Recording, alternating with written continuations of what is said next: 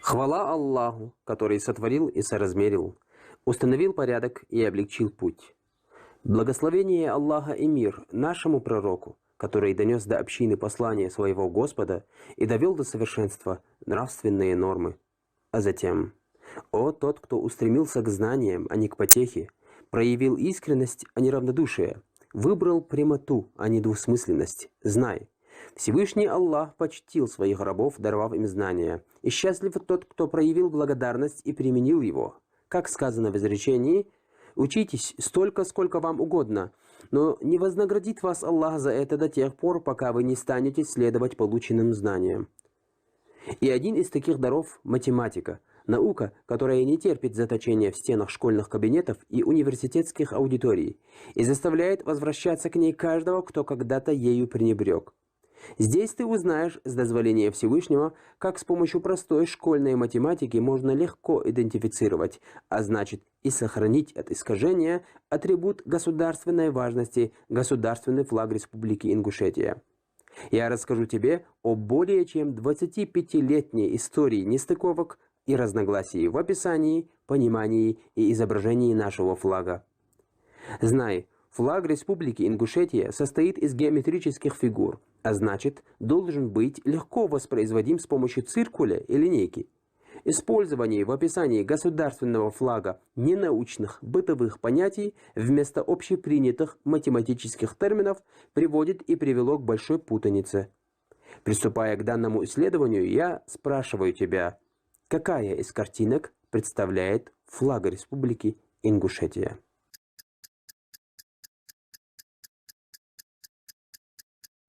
Вопрос элементарный, однако никто еще не смог дать безупречный ответ. Некоторые аргументируют свой выбор тем, что видели по телевизору, а в лучшем случае ссылаются на закон о государственном флаге Республики Ингушетия.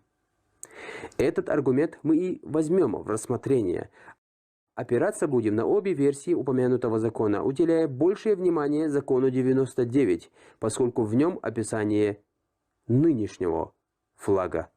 Итак, рассмотрим статью 1 закона 99 глазами математика.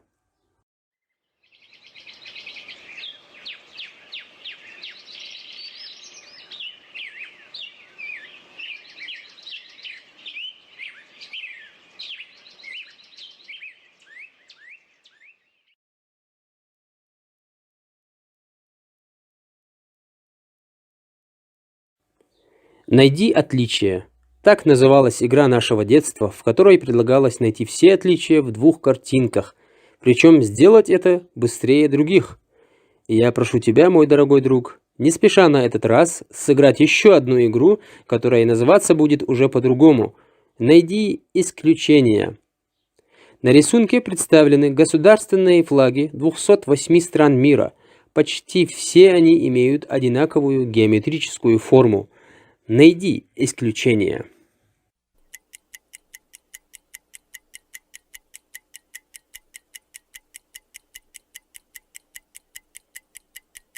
Правильно, это флаги Ватикана, Швейцарии и Непала. По словам вексиллологов, прямоугольная форма флагов объясняется историческими традициями мореплавания. Такие флаги удобнее было устанавливать на мачтах кораблей. Флаг Непала явно не имеет форму прямоугольника, а флаги Ватикана и Швейцарии, строго говоря, являются квадратами. Но так как математики говорят, что квадрат – это по сути то же, что и прямоугольник, все стороны которого равны, то единственным исключением этой традиции остается флаг Непала. Причина этому, возможно, что Непал – государство, в котором нет прямого выхода к морю, и, следовательно, в нем не было развито мореплавание. Говорят, что два соединенных треугольника – это стилизованное изображение Гималайских гор. Важное замечание. Флаг Непала называют «the most mathematical flag», то есть «самый математический флаг». Дело в том, что в Конституции этой страны описана детальная инструкция черчения флага, начиная от его геометрической формы и заканчивая изображениями солнца и лунного серпа на нем. И мы еще вернемся к вопросу официального описания этого флага, если пожелает Аллах. Государственный флаг Республики Ингушетия также подчиняется общей традиции, то есть имеет форму прямоугольника. Итак, основа ингушского флага – прямоугольное полотнище белого цвета. И это немаловажный факт, к которому мы еще вернемся, когда будем говорить о флаге пророка, мир ему и благословение Всевышнего Аллаха.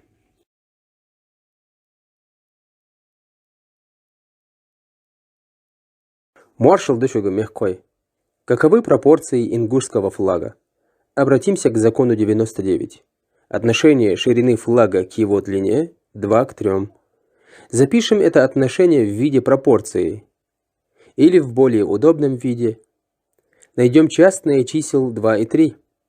Или округленно 0,67. Два знака после запятой обеспечивают достаточную точность. Итак, правило первое. Если отношение ширины флага к его длине равно 0,67, то флаг имеет правильные пропорции. Все ингушские флаги должны соответствовать этой пропорции, независимо от их величины. В следующей задаче мы рассмотрим два абстрактных флага различных размеров. Какой из двух представленных флагов имеет правильную пропорцию? Рассмотрев соответствующие отношения ширины к длине, мы видим, что правильный флаг правый. Конец задачи. Используя данное правило, можно проверить на соответствие закону уже готовый флаг. А если требуется изготовить новый, то советую ввести новое правило, для чего снова взглянем на уже известную нам пропорцию. Проведя следующее акробатическое действие, мы получаем новое отношение. Отношение длины флага к его ширине. Оно равно 3/2, то есть 1,5. И мы получаем новое, более практичное правило номер 2. Длина флага в 1,5 раза больше его ширины. Всевозможные пары чисел можно представить в виде таблицы. Попрактикуемся. Необходимо изготовить флаг Республики Ингушетия шириной 50 см. Какой будет длина этого флага? Используя правило, умножаем ширину флага на 1,5. Получаем 75 см. Конец задачи. Второй способ решения этой же задачи я посвящаю любителям математики. Итак, согласно закону, отношение ширины флага к длине составляет 2/3. Пусть x искомая длина флага. Тогда получаем пропорцию 50 иксовых равно 2/3. По свойству пропорции получаем 50 умножить на 3 равно x умножить на 2, откуда нетрудно найти длину x флага. Конец задачи. Этот способ универсален и позволяет решать также обратные задачи, когда длина флага задана, а ширину надо найти. Решение таких этноматематических задач на уроках математики будет способствовать осуществлению как обучающих, так и воспитательных целей образования. Вернемся к статье 1 Закона 99. Эскиз государственного флага Республики Ингушетия прилагается к настоящему конституционному закону. К сожалению, данный закон, подписанный нашим первым президентом, мне недоступен. Но на сайтах, где хранится электронная версия этого документа, в его приложении указан неверный эскиз, далеко не соответствующий пропорции 2 к 3. Кстати, это заметили не только мы. Члены Ассоциации Русского центра флаговедения и геральдики на своем официальном сайте на странице о флаге Республики Ингушетия пишут: на рисунке в приложении к Республиканскому конституционному закону полотнище флага изображено несколько длиннее, чем заявлено в описании. Но почему-то члены РЦФГ все-таки решили поместить на своем сайте этот несоразмерный вариант флага, не разобравшись в своей проблеме. Ты можешь проверить его пропорцию. Она равна 1 к 2 с незначительной погрешностью. Утешает одно. Флаг, указанный на официальном сайте Республики Ингушетия, имеет правильную пропорцию 2 к 3. В этой главе мы не будем говорить, какой из солярных знаков правильный и какой следовало бы изобразить на ингушском знамени, а расскажем о том, где на полотнище флага он, солярный знак, должен быть расположен согласно закону. Итак, Где находится центр тяжести ингушского флага? Обратимся за ответом к закону 99. Прямоугольное полотнище белого цвета, в центре которого размещен солярный знак. То есть солярный знак расположен в центре флага. Центр флага найти нетрудно, это точка пересечения его диагоналей. Указанное свойство мы будем проверять на флаге номер 5 из нашего первого видео. Вариант флага с именно этим солярным знаком, как более государственный, постепенно во всех местах начал вытеснять все остальные.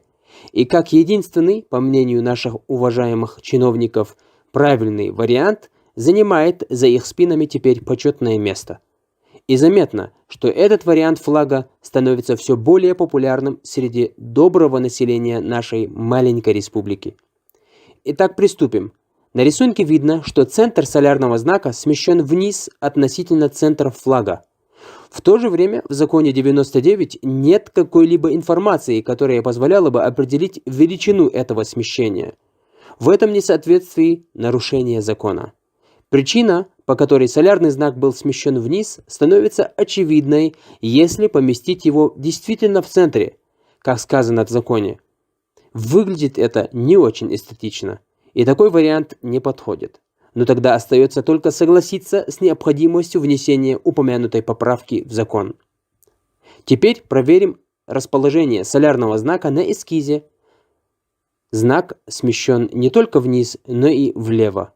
Хотя не будем столь строгими, это всего лишь эскиз. Маршалдышак Хамсарнукости. Солярный знак – наиболее привлекательный и загадочный элемент на флаге Республики Ингушетия. Он несет в себе глубокую смысловую нагрузку, символизируя бесконечное движение и взаимосвязь всего сущего. Во многих языках слово «соляр» означает «солнце». Левосторонняя ориентация лучей говорит о правостороннем вращении соляра. И думаю, дело здесь не столько в движении небесных объектов, где все относительно, сколько в том, что правая сторона с древних времен олицетворяет правильный путь и процветание.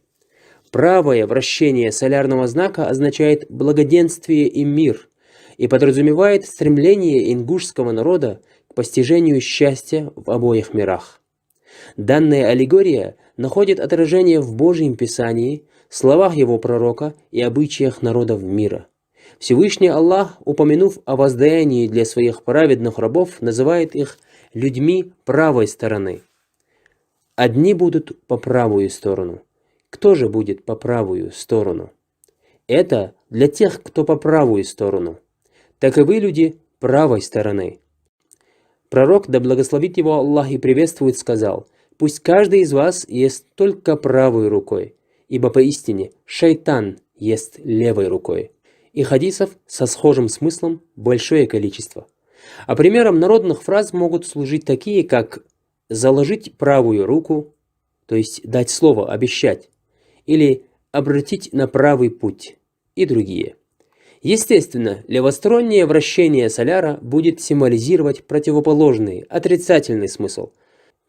Впрочем, мы вернемся к вопросу левосторонней ориентации лучей, когда будем говорить об обратной стороне флага.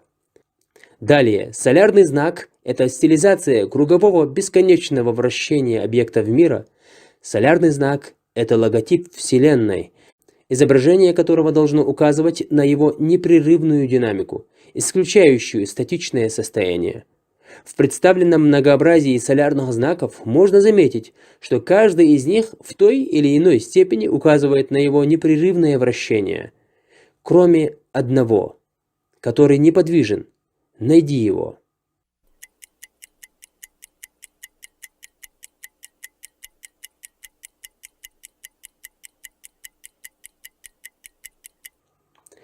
Возникает вопрос, кто является автором этого значка?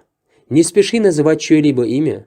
Проблема беспорядочного изображения солярного знака побудила руководство республики решить проблему созданием единого изображения, закрепленного законом 99, тем более, что несоразмерность флага Республики Ингушетия 1994 года с флагом Российской Федерации вызывала некоторые неудобства.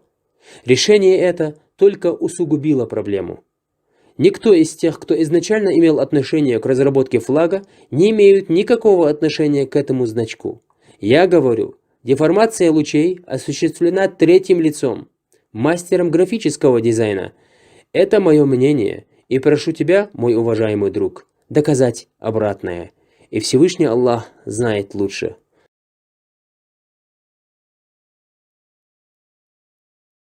Маршал Духюк, Сахам Сарнаукост. Какова геометрия солярного знака? Какую он имеет форму? Закон 99 гласит, что в центре флага размещен солярный знак в форме красного круга. Итак, солярный знак имеет форму круга. Однако, в каком значении использован термин «круг»? В бытовом или научном? В обыденной жизни мы называем кругом все три фигуры следующих типов. В геометрии же у каждой из этих фигур есть свое название, соответственно, круг, окружность и кольцо. Очевидно, использованное в законе слово «круг», строго говоря, является ошибочным, поскольку не имеет однозначного значения. И в законе 99 вместо термина «круг» правильнее было бы использовать термин «кольцо». Но так как понятие «кольцо» также имеет в быту несколько трактовок, нужно сказать геометрическое кольцо.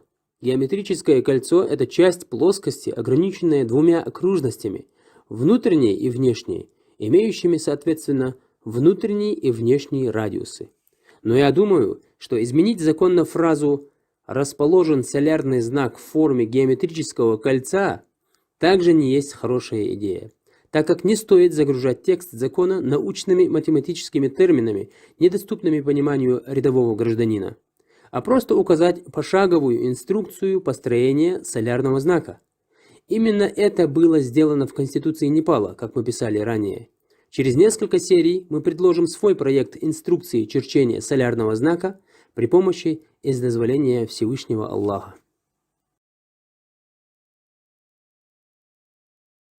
Маршал Дюшаг, Сакамен Вежери. Отсутствие прогресса-регресса в метаболизме организма при изменении соотношения жиров и углеводов в традиционном блюде оседлых народов. Так, пожалуй, звучит одна из пословиц, которую мы произносим довольно часто. И не спеши отрицать это, пока я не приведу ее в привычный вид, поскольку это проделки любителей научного юмора, а точнее, научная интерпретация пословицы «кашу маслом не испортишь». В этом юмористическом примере ты видишь, что подобная словесная стилизация является смешной и непонятной именно по причине попытки исправить, дополнить совершенное идеальное пословицу. Действительно, пословица – это сама по себе уже стилизованная, словесная форма социально-бытового опыта. Юмор есть юмор. Но когда дело касается солярного знака, центрального символа ингушского флага, оно приобретает государственную важность. В солярном знаке последней фирменной версии также допущена двукратная стилизация, но уже не словесная, а графическая. Итак, все по порядку. Одним из свойств государственного флага, я считаю, является его идентифицируемость, то есть узнаваемость страны, региона и тому подобное по их флагу. Каждый элемент флага должен отражать в завуалированной форме какую-то часть культуры народа, будь то вероисповедание, территорию проживания, историю самого народа, его нравственные устои, язык и так далее. Далее, не каждый, кто впервые видит ингушский флаг, может заметить на нем классическую ингушскую тамгу. С чем ее только не сравнивают. Кто-то видит здесь штурвал корабля. Примером могут служить вот эти фотографии, на которых видно, как профессор Ибрагим Дахильгов зачеркивает неправильные версии солярного знака, последний из которых называет рулевым колесом корабля. И для лучшего понимания предлагаю выслушать самого профессора. Мне очень обидно, когда я вижу на знаменах вот такие изображения типа скобок, потом вот такие какие-то завитки неправильные, потом вот это похожее на корабле, как это называется, рулевое колесо. Вот это все неправильные изображения. Прошу, чтобы таких изображений не было. Вот такое изображение является классическим, правильным. Другие могут подумать, что это стилизованное изображение земного шара со спиралевидно распускающимися на ней растениями. А кто-то говорит, что солярный знак похож на бублик с ложками, жалуясь на чрезмерную толщину кольца солярного знака по сравнению с его лучами. Слышал даже такое забавное сравнение. Говоря о лучах солярного знака, мой собеседник употребил фразу «эти запятые», что отчетливо видно на этом фото. Конечно, довольство людей – вещь недостижимая, но причина этих смехотворных сравнений – это излишняя стилизация, стилизованного графического объекта. Солнце можно изображать по-разному, но не солярный знак. Он не может сильно отличаться от архетипа. Взгляни на фотографии каменной истории вайнахов. Здесь повсюду оставлены подписи авторов в виде различных петроглифов, один из которых наиболее изящен – трехлучевой солярный знак, лучи которого всегда дугообразны. В следующей серии мы порассуждаем, почему версия солярного знака, указанная профессором, является классической и правильной, и только на Всевышнего и Всезнающего Аллаха мы полагаемся. Ассаляму алейкум, маршал Духук, сам Сарнаукост. Взглянув на фотографии солярных знаков и сравнив их с предложенной профессором Дахкильговым классической правильной версией, кто-то может возразить, что лучи на снимках не имеют строго определенную форму и допускаются различные степени изгиба и поворота. Возражение это становится более веским, если обратиться к старой фотографии, на которой изображен сам профессор, на этот раз указывающий рукой на арочный камень Ингушской башни, с изображенным на ней солярным знаком. Не могу сказать, что эти два знака похожи. На это возражение можно ответить так. Во-первых, не так-то легко писать на камне. Во-вторых, нет гарантии того, что каждый такой знак был высечен мастером. Напротив, это мог сделать простой любитель. Значит, дело не в копировании знака, а в соблюдении неких принципов его построения. Задача определения таких математически обоснованных принципов относится к таким разделам, как этноматематика и математическая статистика. То же самое можно сказать и о других видах декоративного и архитектурного искусства ингушей. Нельзя сказать, что на каждом экземпляре войлочного ковра изображен ингушский орнамент, полностью отражающий национальный почерк. Но все эти орнаменты в своей совокупности могут нам помочь определить его оригинальные пропорции. Это приведет к возможности создания новых исконно ингушских легко идентифицируемых орнаментов, которые обогатят ингушский национальный стиль во всех сферах деятельности, будь то архитектурный стиль, стиль одежды, стиль дизайна интерьера и так далее. Также нельзя считать, что каждая ингушская башня доподлинно отражает весь национальный математико-архитектурный стиль, но в совокупности они помогут определить идеал, к которому стремился каждый мастер-строитель. Сегодня же мы видим, как с одной стороны происходит искажение пропорций этих этнокультурных объектов,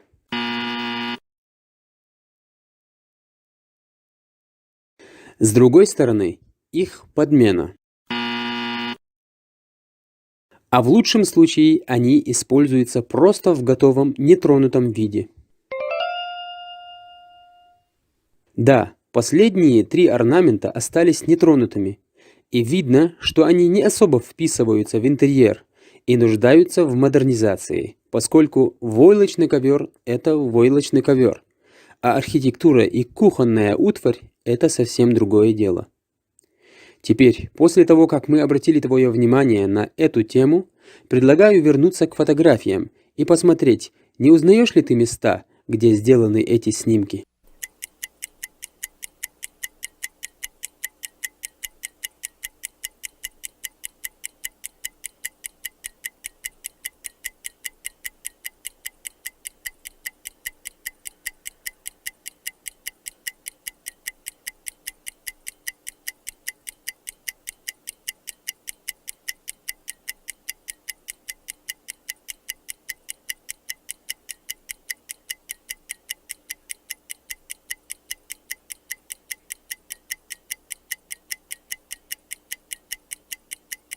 Возвращаясь к теме, скажем, что проект солярного знака, предлагаемого нами далее в этой книге, лишен каких-либо авторских вкусов и желаний и полностью основан на историко-математических данных.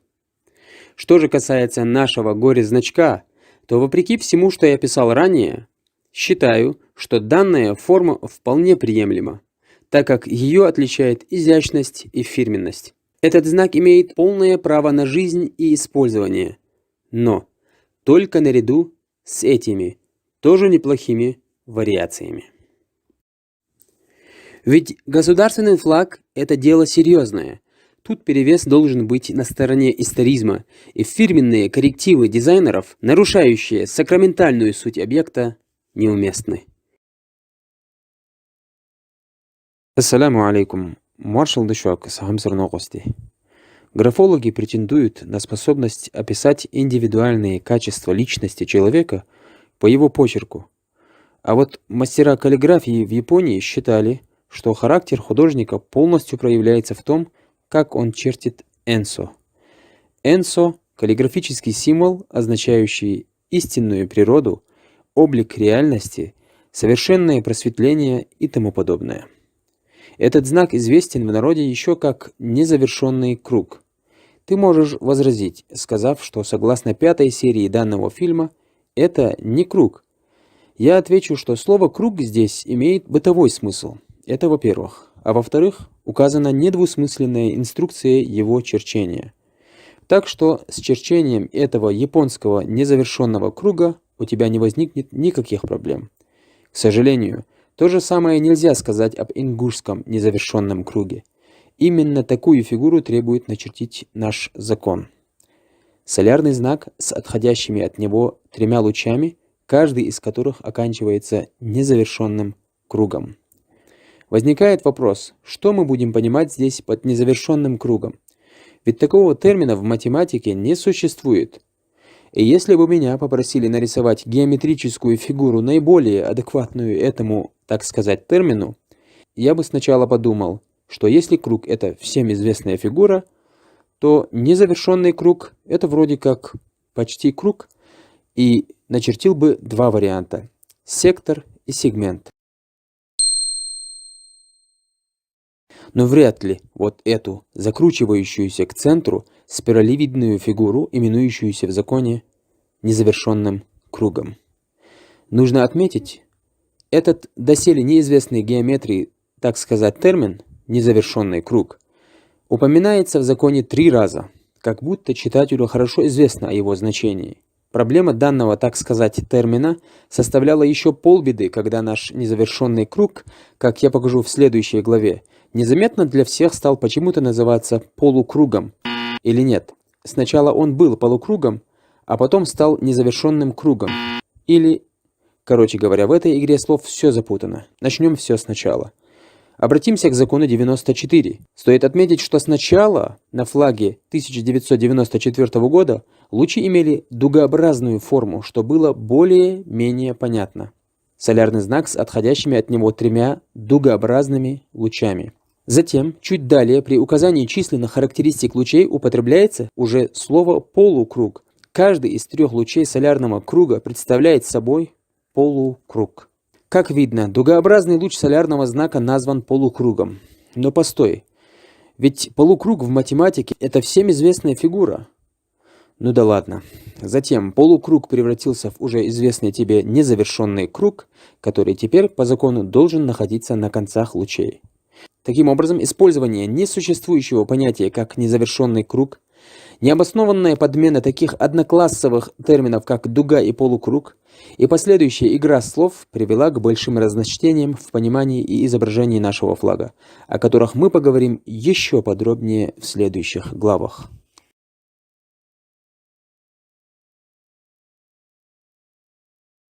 Ассаляму алейкум. Мне пришлось долго размышлять над фразой «солярный знак в форме красного круга с отходящими от него 3 лучами, каждый из которых оканчивается незавершенным кругом». Особенно над последней, подчеркнутой. Интересно, все ли однозначно поняли, о чем идет речь? Тут, оказалось, существует несколько трактовок. Во-первых, есть ли разница в выражениях «оканчиваться» и «заканчиваться»? Рассмотрим два предложения. Число оканчивается четной цифрой. Второе. Речь заканчивается фразой. В первом предложении слово «оканчивается» указывает на объект, находящийся непосредственно в конце и может не иметь никакой смысловой связи с началом. Здесь имеется в виду конец. Во втором предложении использовано слово «заканчивается», поскольку объект речь есть нечто продолжительное, имеющее целостный смысл, сюжет, который, заканчиваясь чем-то, принимает свой конечный, полноценный вид. Здесь имеется в виду итог. Разве может неискушенный человек заметить разницу в этих приставках или других филологических изощрениях? Так вот, в законе 99 написано, что каждый луч оканчивается незавершенным кругом. То есть этот недокруг буквально находится на кончике луча. А если сказать, что луч заканчивается полукругом, пример чего я приведу позже, то приходит в голову следующее. При рисовании луча мы в итоге получаем вид полукруга. Конечно же, по старой терминологии закона 94. А как бы ты распределил эти две фразы между этими двумя знаками?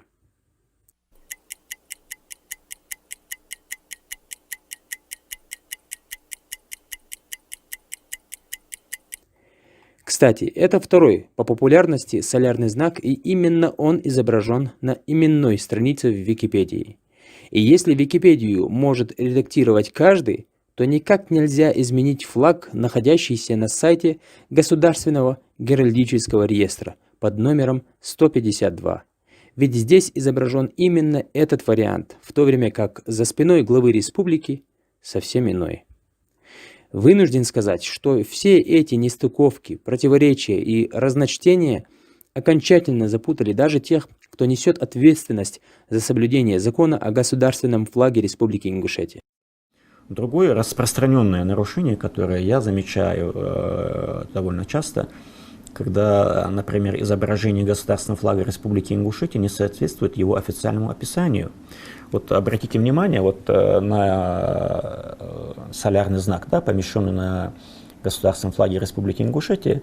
Здесь вот этот солярный знак, его края, три исходящие от него эти линии, они должны вот так заканчиваться полукругом.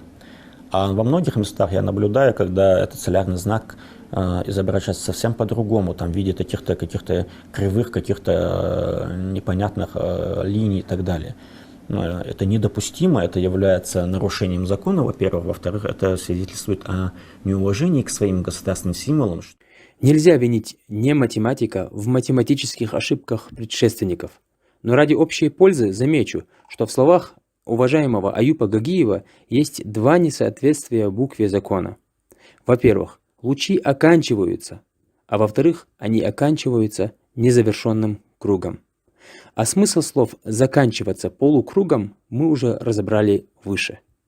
Не забывай, мой друг, что мы пользовались несуществующим термином «незавершенный круг» и неадекватным термином «полукруг» лишь потому, что они используются в законе.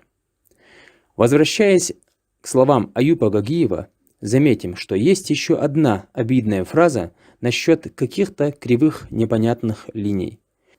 Почему же эти кривые линии непонятны, мне непонятно. Как мы уже показывали ранее, на всех исторических памятниках лучи солярного знака как раз-таки имеют всегда форму дуги. И вдруг мне стало интересно, на что должны ссылаться наши зарубежные друзья? На закон Республики Ингушетия или на Государственный геральдический реестр?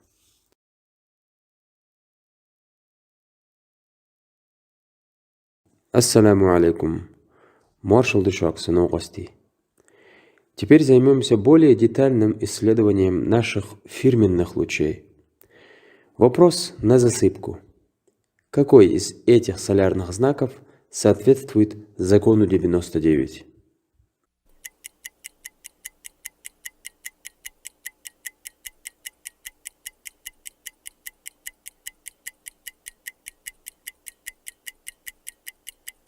Да все соответствуют. И все дело в том, что в законе 99 не указана точка выхода лучей, а значит и направление их утолщения. Все, что есть в законе по этому вопросу, это один из лучей солярного знака располагается вертикально по отношению к длине флага и находится в верхней части государственного флага Республики Ингушетия. К слову скажем, что верхняя часть флага – это весьма растяжимое понятие, но не будем отвлекаться на это. Данное положение закона 99 способствует произволу в изображении вертикального луча, и таким образом мы опять получаем новую пачку законных государственных флагов. Если кто-то скажет, а как же следующее положение закона?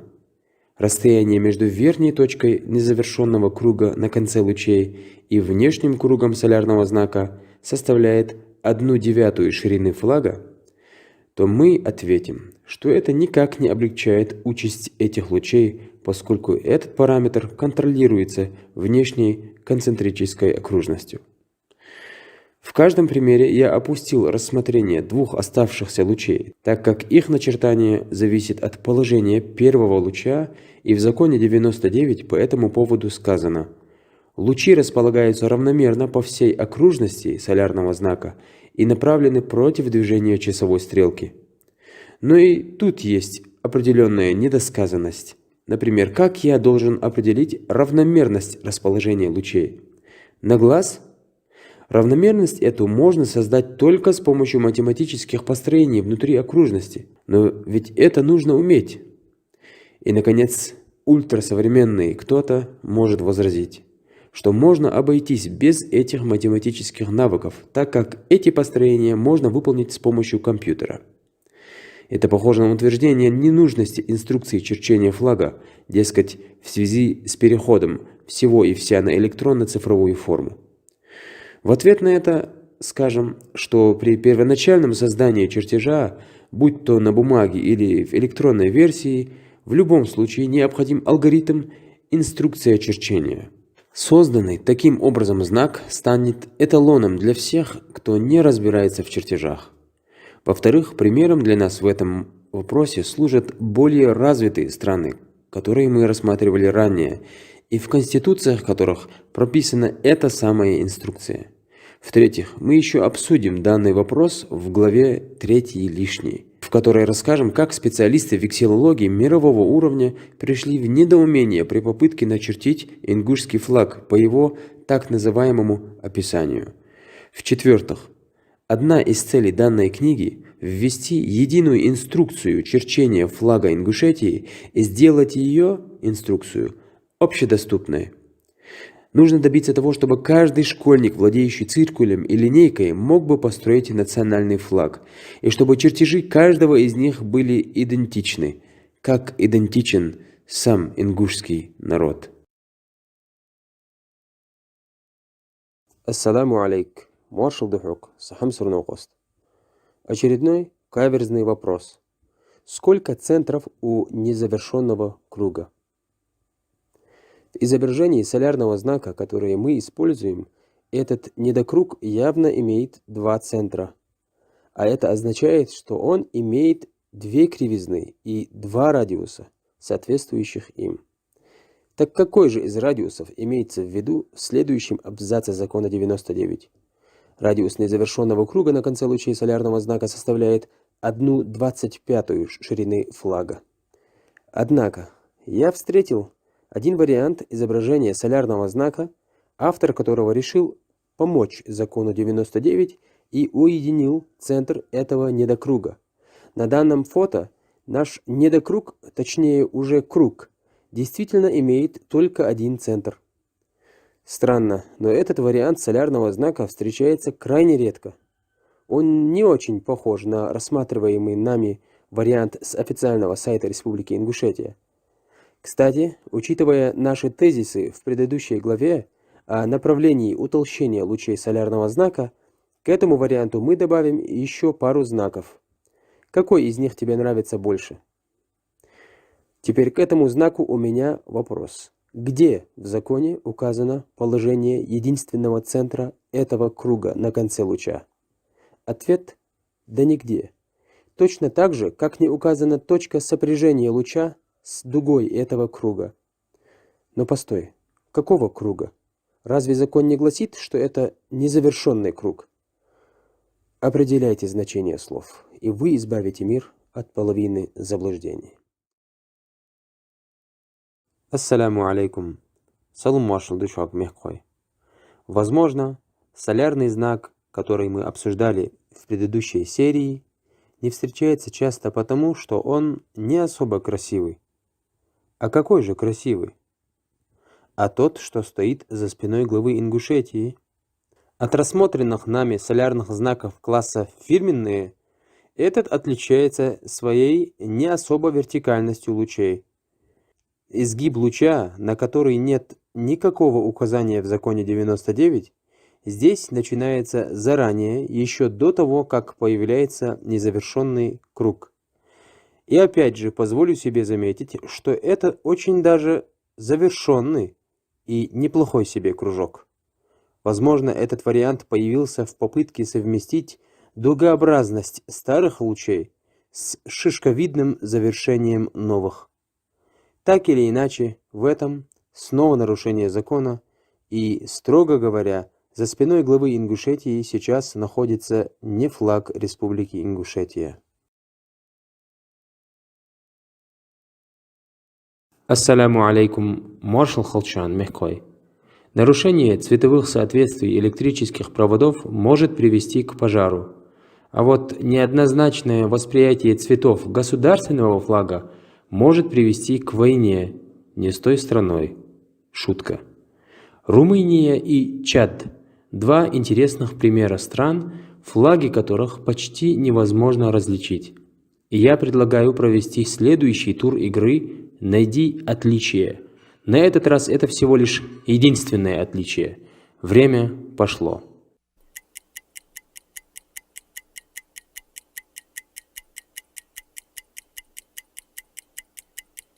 Надеюсь, вы нашли это отличие. Оно заключается в оттенке синего цвета. У флага Чада оттенок синего цвета чуть темнее. Я повторяюсь, это единственное отличие, делающее эти флаги абсолютно разными. Посмотрев на различные версии флага Ингушетии, можно прийти к выводу о том, что ни в законе 94, ни в законе 99 не установлены ограничения на изменение оттенков цветов. Спрашивается, о каком оттенке красного и зеленого цветов идет речь в текстах? Ведь если не установить упомянутые ограничения на этот закон щедрости или щедрый закон, то мы снова получим бесконечное количество законных флагов, отличающихся различными оттенками одних и тех же цветов.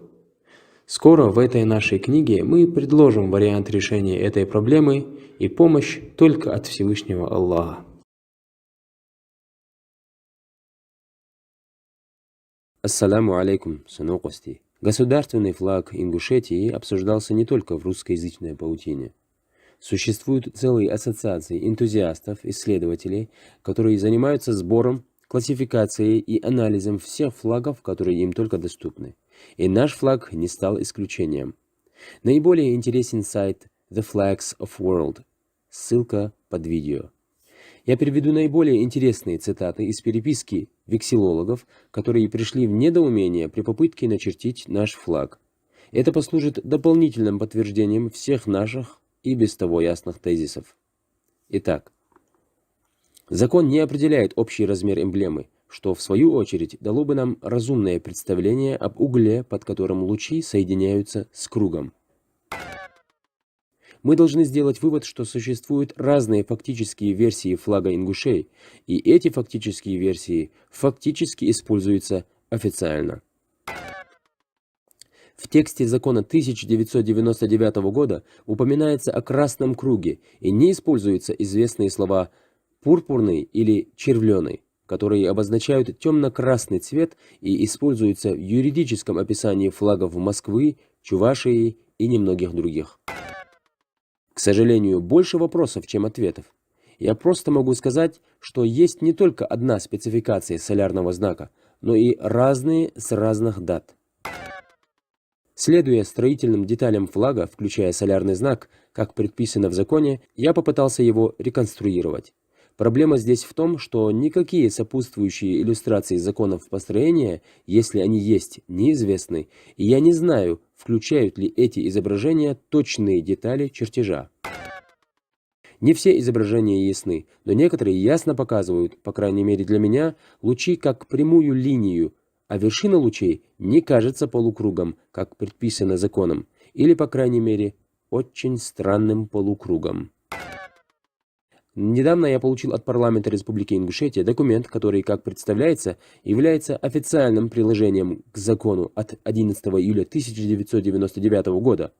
Насколько мне известно, это единственное приложение к закону, поэтому никакого чертежного листа нет, по крайней мере, в качестве приложения к закону.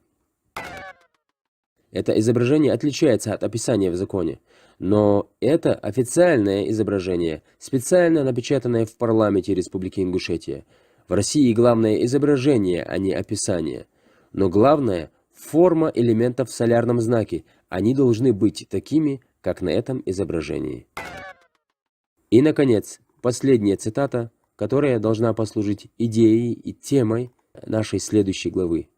Автор оригинальной версии этого флага – Хусейн Барахоев.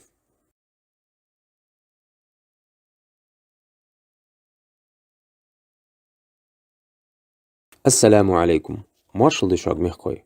Внимание, вопрос. Кто является автором флага Республики Ингушетия?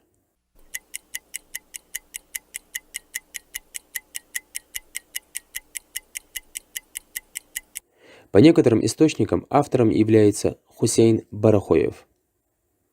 Его имя, как автора, фигурирует, например, в книге «История Ингушетии», изданной в 2013 году. Телевидение глаголит, что автор Ибрагим Дахкильгов. Википедия до сих пор не может сделать правильный выбор между Ибрагимом Дахкильговым и Магомедгиреем Сукиевым. А вот в Государственном музее имени Тугана Мальсагова есть папка, в которой хранится материал о первом флаге Республики Ингушетия. Здесь всего лишь один документ. Тот самый флаг. Ну да ладно.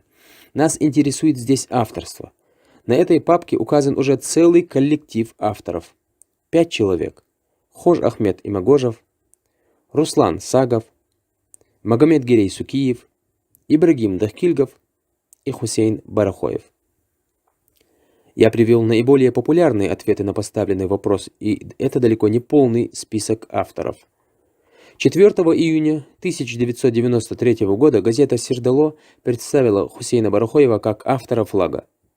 Интервьюируемый рассказал о своих консультациях по флагу с Русланом Плиевым, Али Хашагульговым, Абукаром Танкиевым, Тамарой Инаркиевой, Зелимханом Исмурзиевым.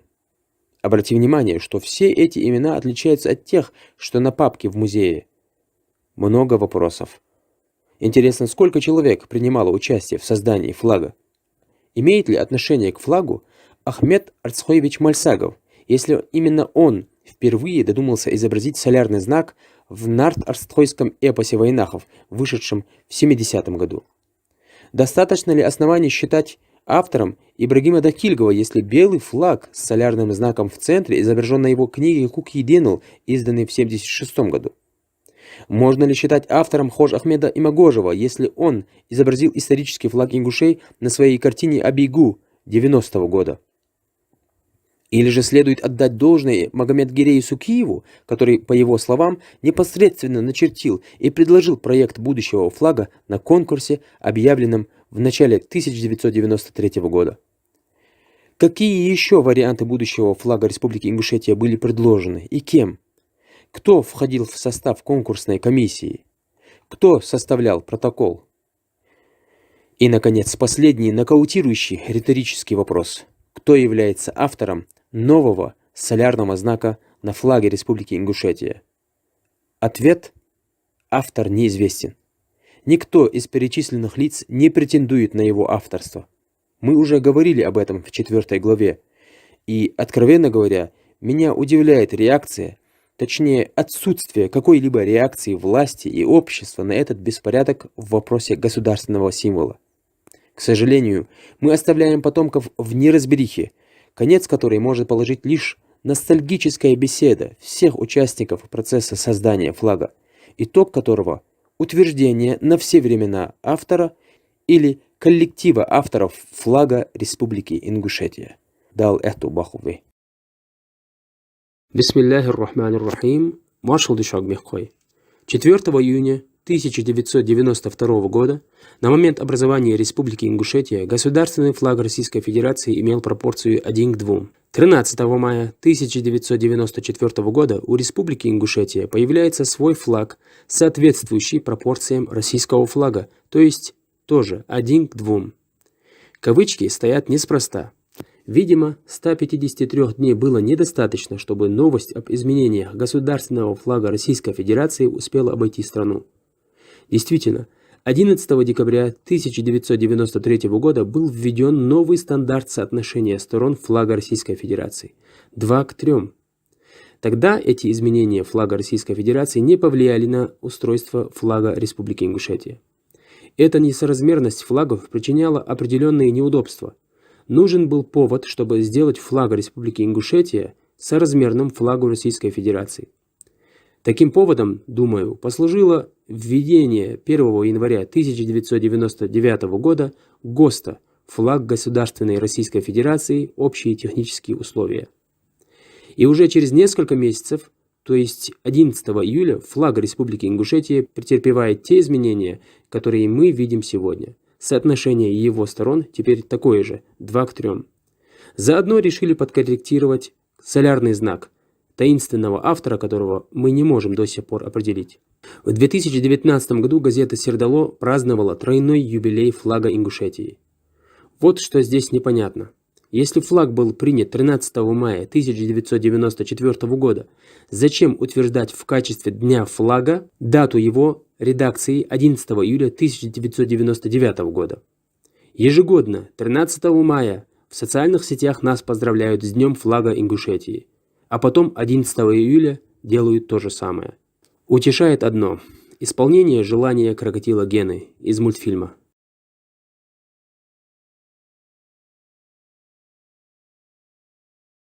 Бисмиллахир-рахманир-рахим. Маршал Душак Мехкой. Обратимся к закону 99. Лучи располагаются равномерно по всей окружности солярного знака и направлены против движения часовой стрелки. То есть, согласно закону, флаг имеет левостороннюю ориентацию лучей. Это означает, внимание, что обратная сторона флага никак не является флагом Республики Ингушетия, поскольку лучи направлены в другую сторону, правую. Приведем два примера, в которых видится решение этой проблемы. Пример первый. Флаг государства Парагвай. Этот флаг двусторонен. На лицевой стороне изображен национальный герб, а на обратной стороне печать казначейства Парагвая. Другой пример. Флаг Саудовской Аравии. Этот флаг также сшит из двух слоев. По-другому и быть не могло. И здесь изображена формула веры. Нет божества достойного поклонения, кроме Аллаха. Мухаммад – посланник Аллаха. То есть «Ла иляха илляллах, Мухаммадун Расулуллах». Инверсия этой фразы являлась бы святотатством. Таким образом, отсутствие в тексте закона о флаге Республики Ингушетия указания на то, что флаг должен состоять из двух слоев, является еще одним упущением закона 99.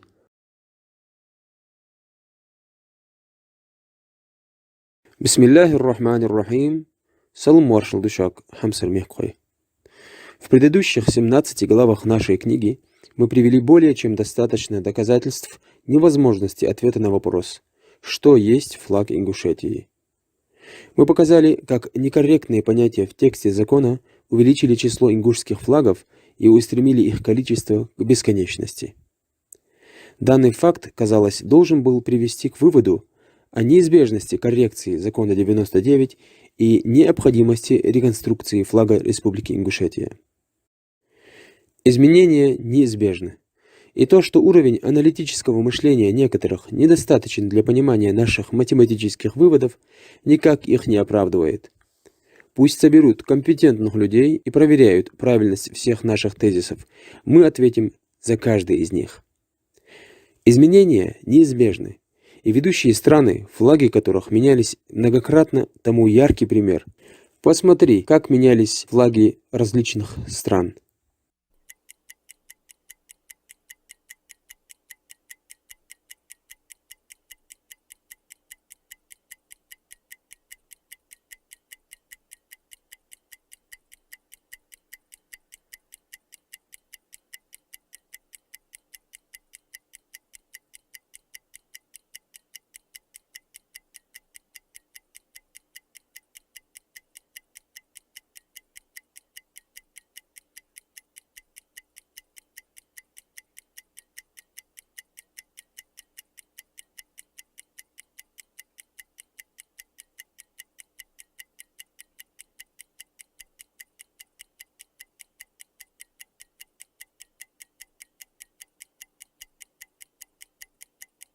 Я согласен с тем, что если флаг однажды утвержден, то не стоит его трогать. Конечно, текст закона 94 содержал много проблем, а само изображение флага нуждалось в инструкции черчения. Но закон 99, не обратив внимания на эти проблемы, только приумножил их. Так что в нашем случае изменения неизбежны. Изменения неизбежны, но некоторые начинают возражать, мол, против каких-либо изменений флага, цепляясь только лишь за эту устрашающую, на их взгляд, формулировку, и порой прикрываясь неприкосновенностью родного флага. Где же были эти патриоты, когда флаг 94 года был изменен в 99 году, причем почти коренным образом? Были изменены оттенки цветов флага, пропорции его полотнища, полностью изменена графическая и смысловая характеристики солярного знака. Почему никто не написал тогда ни одной статьи, научно обосновывая необоснованность подобных изменений? Насколько я знаю, лишь один человек несколько лет назад выложил в сеть статью, в которой впервые предложил решение проблемы флага. И наша книга будет неполной, если мы не расскажем об этом немного. Автор этой большой статьи, Вахан Альгиев, объясняет составленную им же инструкцию черчения флага Республики Ингушетия, суть которой в следующем. Начертим прямоугольник с отношением сторон 2 к 3 и проведем две зеленые полосы по краям этого прямоугольника шириной в 1/7 ширины флага. Начертим в центре окружность радиусом в 1/7 ширины флага и проведем горизонтально линию через ее центр. Эта прямая пересекает окружность в двух точках. Проводим две окружности такой же величины с центрами в этих точках и отметим полученные 6 симметричных точек. Теперь проведем 3 окружности все той же величины, как указано на рисунке. Утолщение всех линий направлено вовнутрь и должно составлять 1/5 диаметра окружности. Для этого внутри каждой окружности чертим соответствующую концентрическую окружность. Теперь проведем 3 прямые, как указано на рисунке. Эти прямые служат ограничителями лучей. Постепенно стирая все лишнее и закрашивая солярный знак красным цветом, мы получаем проект флага Республики Ингушетия. Автор заканчивает свою статью словами: «Только при строгом соблюдении всего вышеизложенного и точном исполнении в соответствии с этим описанием и схемой начертания солярного знака наш флаг будет смотреться в своей полной красе гордо и убедительно, напоминая вздыбленного коня или орла, парящего в небе, символизируя устремленность нашего народа к вершинам духовного и материального развития». От себя добавлю, что солярный знак с таким размахом лучей также встречается в различных памятниках древности. Особенно интересно последнее фото. Здесь лучи солярного знака имеют стилизованную форму вздыбленных коней, как сказано в статье Нальгиева. Мне неизвестно, как сложилась дальнейшая судьба этого проекта и почему он не был принят.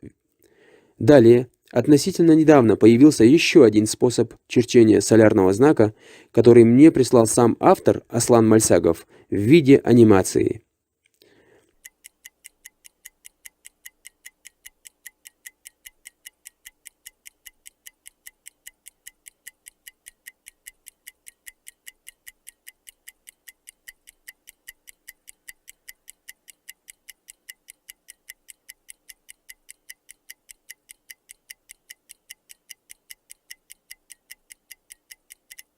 Проекты Нальгиева и Мальсагова в целом похожи, но все же имеют небольшие отличия в форме и способе построения.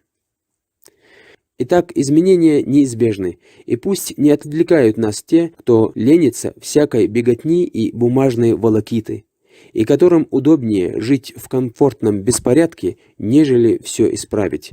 Изменения неизбежны, и говорю я это с радостью, поскольку далее предлагаю еще одно решение, лишенное каких-нибудь авторских вкусов, а значит, приемлемое для всех. Проект солярного знака, который я представлю в следующей главе, основан на историко-математических данных. Мне удалось в завуалированной форме вписать в архитектуру флага важнейшие даты истории становления республики. И только на Аллаха мы полагаемся.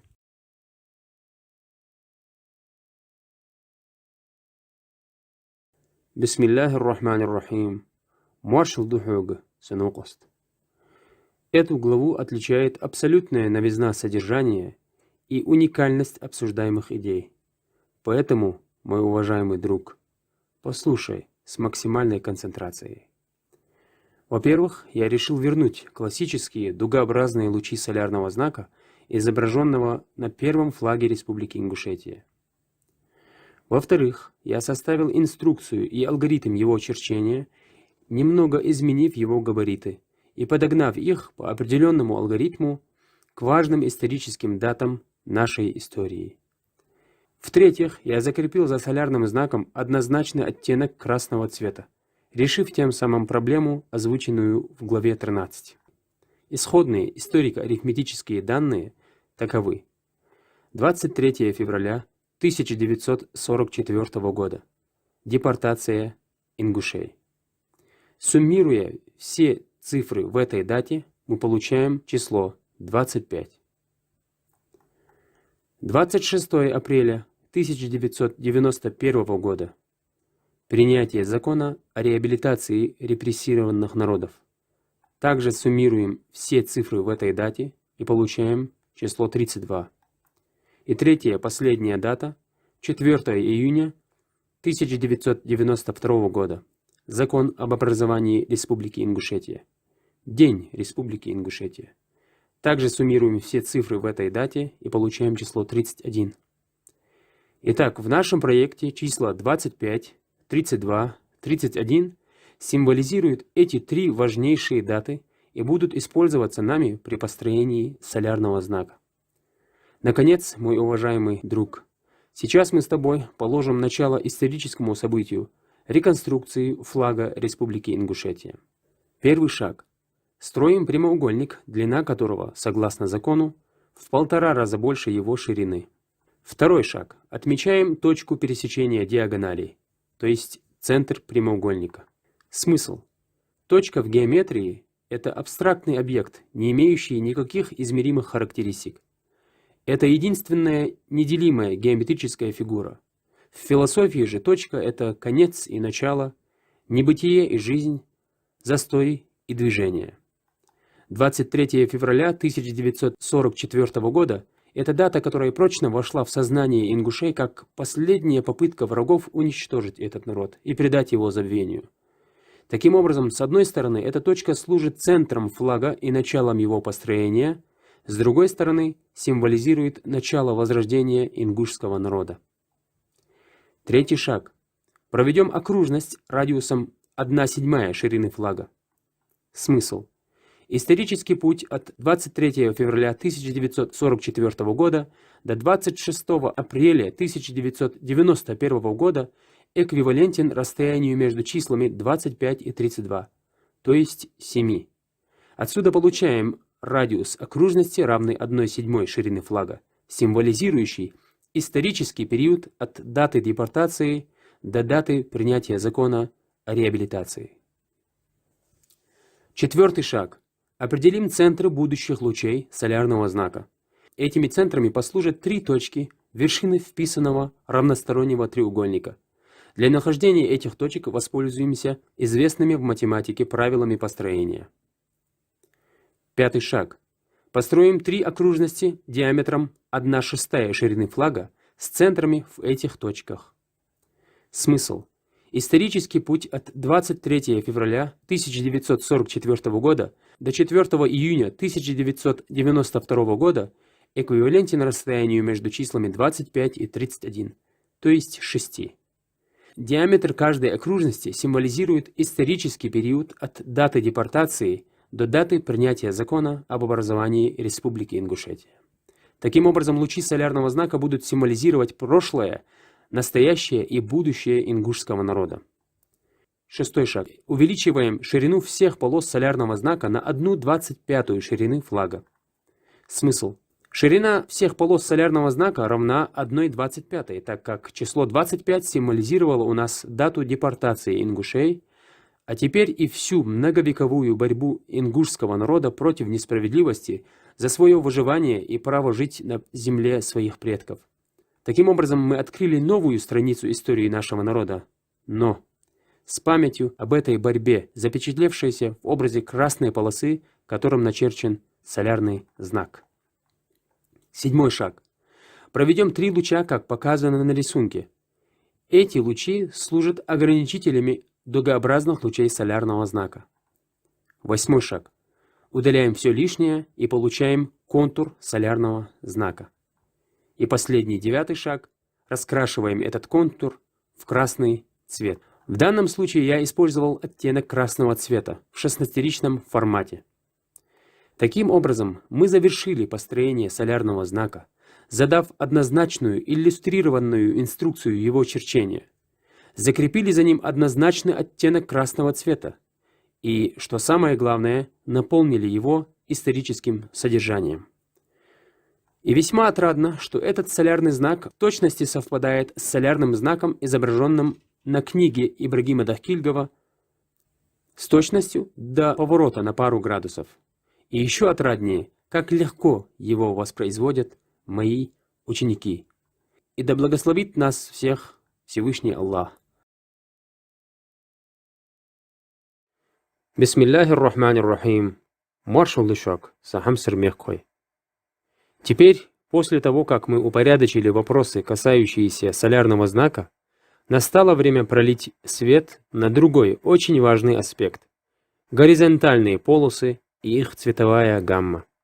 Согласно официальному описанию флага, зеленый цвет олицетворяет пробуждение природы, изобилие и плодородие земли Ингушетии, а также выступает как символ ислама, который исповедуют ингуши.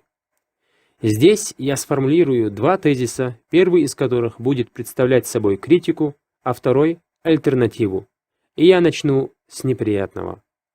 Знай, ислам отвергает всякие понятия типа «символ ислама» или «цвет ислама». И я приведу 2 примера, иллюстрирующих сказанное. Пример первый. Многие люди считают полумесяц символом ислама. Его изображение мы часто видим на куполах мечетей, а некоторые мусульманские страны изображают его на своих государственных флагах. Однако этот символ начали использовать через несколько веков после того, как религия была уже завершена и совершенна. И хвала Аллаху, за все время использования этого знака в среде мусульман он воспринимался не более чем просто декоративный знак, отличающий мечеть от церкви. При этом всем мусульманам нельзя забывать, что нет символов в исламе. Пример второй. Немного сложнее обстоит вопрос с зеленым, так называемым цветом ислама. Известно, что зеленый цвет был любимым цветом пророка, мир ему и благословение Аллаха. Но достаточно ли в этом оснований для объявления его цветом ислама? Я расскажу тебе кое-что о цветах. Посланник Аллаха, мир ему и благословение Аллаха, иногда отдавал предпочтение одним цветам над другими. Все зависело от предмета обсуждения. Если речь шла об одежде, то, безусловно, фаворитом считался белый цвет. Хотя иногда он, да благословит его Аллах и приветствует, мог носить черную или красную одежду и запрещал мужчинам носить одежду, окрашенную шафраном, а женщинам в определенный период одежду красного и желтого цветов. Обитатели рая будут облачены в зеленые одеяния. Красить волосы в черный цвет нельзя. Флаг пророка, мир ему и благословение Аллаха, был белого цвета, а знамя его было черного цвета. Можно писать много о достоинстве тех или иных цветов, но ни один из них не является доминирующим. Теперь, мы говорили ранее о том, что флаг должен содержать элемент, идентифицирующий вероисповедание народа. Как теперь сложится судьба зеленых полос на флаге, которые, помимо ислама, символизировали также пробуждение природы, изобилие и плодородие земли Ингушетии? Я предлагаю обоснованное решение обеих проблем. Во-первых, вернемся к хадису. Флаг посланника Аллаха, да благословит его Аллах и приветствует, был белого цвета. И сравним его с основой флага Ингушетии. Государственный флаг Республики Ингушетия представляет собой прямоугольное полотнище белого цвета. То есть, согласно закону, основа нашего флага соответствует флагу посланника Аллаха, да благословит его Аллах и приветствует. Этого более чем достаточно, и никаких дополнительных исламских привнесений в изображение флага делать не нужно. Этим решается первая задача – идентификация вероисповедания нашего народа по флагу. Во-вторых, нет сомнений в том, что растительный мир оказывает неоценимое положительное влияние на нашу жизнь. Но я хотел бы указать на то, что, по моему мнению, более важно, чем бережливое отношение к растительному миру, это бережливое отношение к воде и источникам воды. Жизнь растений зависит от наличия воды в почве. Представь себе жизнь растений в условиях засухи или попробуй поливать дерево испорченной водой. Итоги не нуждаются в комментариях.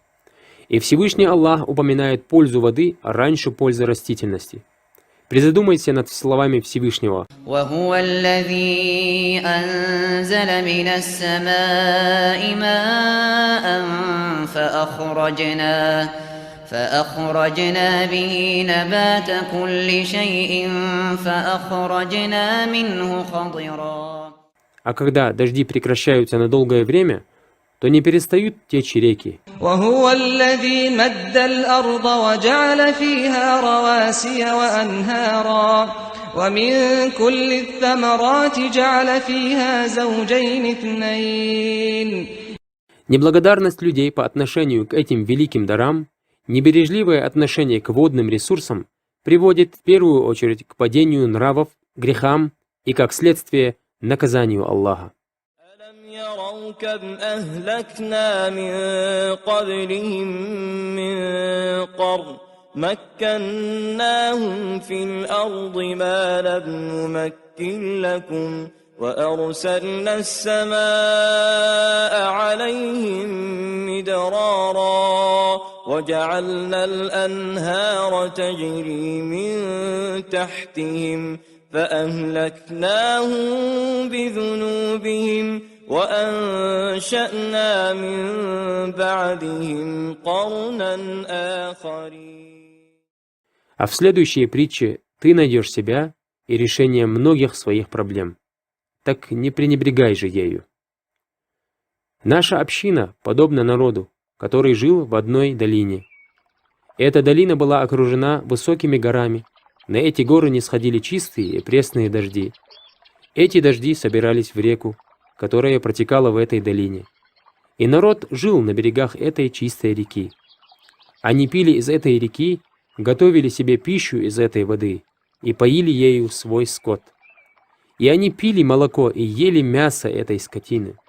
Также они поливали этой водой свои посевы. То есть эта река была для них источником жизни. Они были сильны, здоровы и не постигали их болезни по причине этой реки, так как ее чистота несла в себе силу и величие. И племена, живущие в соседних долинах, знали об этом народе, и о чистоте их реки, и об их силе, поэтому они никогда не задумывались о том, чтобы напасть на них. И народ, живущий в этой долине, знал, что секрет их силы заключается в этой чистой и прозрачной реке, поэтому они берегли эту реку больше своей жизни, так как знали, что она является причиной их здоровой жизни. И они никогда не бросали в нее что-то и даже не помышляли об этом. Мало того, они никому не разрешали загрязнять ее, и даже маленьким детям. И они всегда напоминали друг другу, что эту реку надо беречь и содержать в чистоте. Несмотря на то, что никто ничего в нее не бросал, они все равно напоминали об этом друг другу. Прошло время. поколения стали сменять друг друга и стали забывать о завещании своих предков. Они стали забывать о завещании, так как хранителей этого завещания становилось все меньше и меньше. Затем некий человек из-за своей халатности или забывчивости бросил что-то в эту реку, и он увидел, что никто ему этого не запрещает. После этого он бросил еще что-то, и некоторые глупцы из этого племени, увидев это, стали повторять за ним. И это стало началом загрязнения этой реки. Люди стали повторять друг за другом и бросать в реку все, что им попадется в руки. И они не ограничились обычным ссором и стали бросать в нее мусор, мертвечину, нечистоты. И самое удивительное в том, что они продолжали пить из этой реки, так как у них не было иного источника воды. И они продолжали пить из нее, готовили пищу из этой воды, поили свою скотину этой водой и поливали свои посевы ею. И это стало причиной распространения в их среде страшных болезней, что привело к их ослаблению, и их слабость заметили племена, живущие в соседних долинах, и, воспользовавшись этим, напали на них. Они взяли власть над этим племенем, и это было не от того, что соседи были сильны, а от того, что этот народ был уже слаб. И прошло время. Это племя продолжало болеть. Народы, захватившие власть, унижали их, так как они были слабы, в отличие от предков, которые имели силу и величие. И однажды остатки этого племени собрались для принятия какого-либо решения. И каждый из них хотел исправить то положение, в котором находилось это племя. И они разделились на 3 группы. Первая группа, состоявшая в основном из молодежи, сказала, что причина их униженного положения в их врагах. И поэтому они сказали, надо собраться и напасть на врага, и будь что будет. Другие же сказали, нет, мы не в состоянии воевать с ними, нас постигли болезни, и мы слабы. Нам следует лечиться, принимать лекарства, даже если мы будем вынуждены привозить их от других племен. Третья же группа, состоящая из стариков, мудрецов и ученых, сказала, мы не можем воевать с ними по причине нашей слабости. Нам также без толку принимать лекарства, так как причина наших болезней в нашей загрязненной реке. Наши болезни не пройдут, пока мы не очистим нашу реку. Причины наших болезней – вода этой реки, которую мы пьем, из которой мы готовим пищу, которой мы поим нашу скотину, а затем пьем ее молоко и едим ее мясо, и которой мы поливаем наши посевы. Поэтому нам в первую очередь нужно очистить реку. И только после этого к нам вернется сила, могущество, которое было у наших предков. И если вы нас послушаете, то исправится наше положение, пройдут наши болезни, и для этого не будет требоваться лекарств. Если уйдет болезнь, значит к нам вернется сила, и не будет у нас нужды воевать с врагом, так как он сам покинет нас, увидев нашу силу. И для этого нам следует очистить реку. Так эти мудрецы и ученые побуждали свое племя прислушаться к ним и говорили, «Мы жалеем вас, мы из вас, у нас есть знания, мы приводим вам доводы на основе знания от наших предков».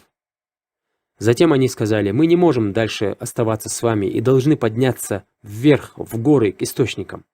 Потому что даже если наша группа станет очищать реку, вы все равно будете продолжать кидать туда грязь. Поэтому мы должны подняться к источникам, которые собираются по причине дождей, и мы будем использовать эти чистые воды, и тогда вернется к нам наше былое и могущество, и сила, которая была у наших предков». И повествование сие велось с целью подвести тебя к пониманию идеи. Сунжа и Асса – 2 жизненные артерии Ингушетии. Цена идеи – переосмысление горизонтальных полос флага как символов этих 2 рек и приближение зеленого цвета этих полос к цвету воды. Этим мы достигаем нескольких целей, в числе которых заявление на государственном уровне важности всех водных ресурсов нашей республики, во главе которых эти 2 артерии, а также идентификация территориальной принадлежности республики, ведь одна из этих артерий, Сунжа, рождается, собираясь здесь, в горах Ингушетии. Теперь, для установки математической связи горизонтальных полос флага и 2 главных водных артерий Ингушетии я рассуждал так. Во-первых, для ширины этих полос нужно подобрать подходящее число. Подходящее означает оптимальное со стороны дизайна и насыщенное со стороны смысла. Во-вторых, республика расположена на этих реках, а не в междуречье, поэтому имеет смысл отступ от верхнего и нижнего краев флага. Для получения этих чисел я использовал все тот же алгоритм, что и для солярного знака. Итак, напишем название Сунжи и Ассы на родном ингушском языке, а под каждой буквой ее порядковый номер в алфавите. Затем складываем все цифры в этом ряду чисел. И получаем число 37, которое у нас эквивалентно названию этих рек и будет использоваться далее при построении горизонтальных полос. Примерим это число к отступам, сделав их равными 1/37 ширины флага. Ширину же горизонтальных полос мы возьмем равными 1/10. Проведя соответствующие построения, мы видим, что эти параметры не только содержательны, но и оптимальны. И хвала Аллаху, по чьей милости благие дела доводятся до завершения.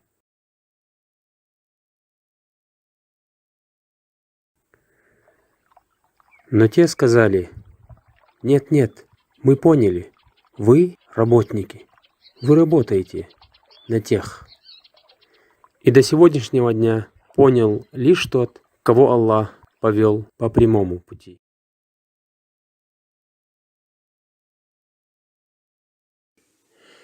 Один за всех и все за одного. Так говорили в детстве во время игры, когда хотели подчеркнуть важность командного духа и коллективной ответственности. Команду объединяла единая цель – забить гол в ворота противника. Что наша жизнь? Игра. Да, но игра более сложная и ответственная, в которой правила меняются на ходу, и команда состоит уже не из 11 игроков. Здесь соревнуются нации и народы, а предмет соревнований – показать всему миру высочайший уровень нравственности и морали. К сожалению, не все игроки чувствуют эту коллективную ответственность. Примером могут служить неоднократные случаи использования флага нашими соотечественниками для демонстрации своей национальной принадлежности во время совершения таких противоправных поступков, когда им лучше было бы скрыться. Это всевозможные войнахские автопробеги по центрам городов с высоко поднятыми национальными флагами, останавливающие или затрудняющие движение автотранспорта, или высокомерное водружение нашего знамени где-нибудь в местах скопления людей, в каком-нибудь российском и не только городе, или, не дай Аллах, использование флага теми, кто решил говорить от имени всего народа, выдвигая, однако, только личное мнение или мнение группы своих единомышленников. Другой пример – неэтичное обращение к ингушскому знамени, начиная от изготовления его в виде, несоответствующем его описанию, продолжая поднятием его над зданиями в перевернутом виде, не переставая завязывать его на голове или поясе во время каких-нибудь демонстраций и заканчивая собиранием мусора в его полотнище. Я уверяю, все эти случаи имели место быть. Однако обратная сторона этой монеты также ржавая. Это когда национальное знамя используется с целью демонстрации превосходства своего народа над другими народами. Упаси Аллах. Вдумайся в слова посланника Аллаха, мир ему и благословение Аллаха. Поистине, Аллах удалил от вас надменность джахилии и свойственный ей обычай кичиться своими предками.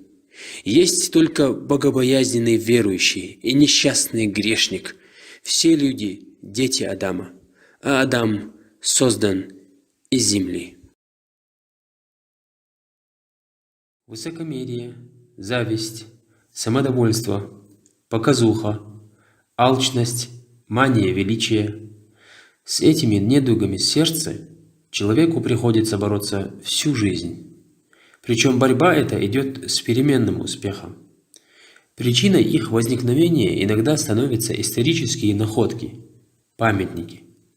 К большому сожалению, эти материальные объекты становятся предметом раздора для тех, кто в погоне за славой великого прошлого забыл каноны веры и нравственные устои предков.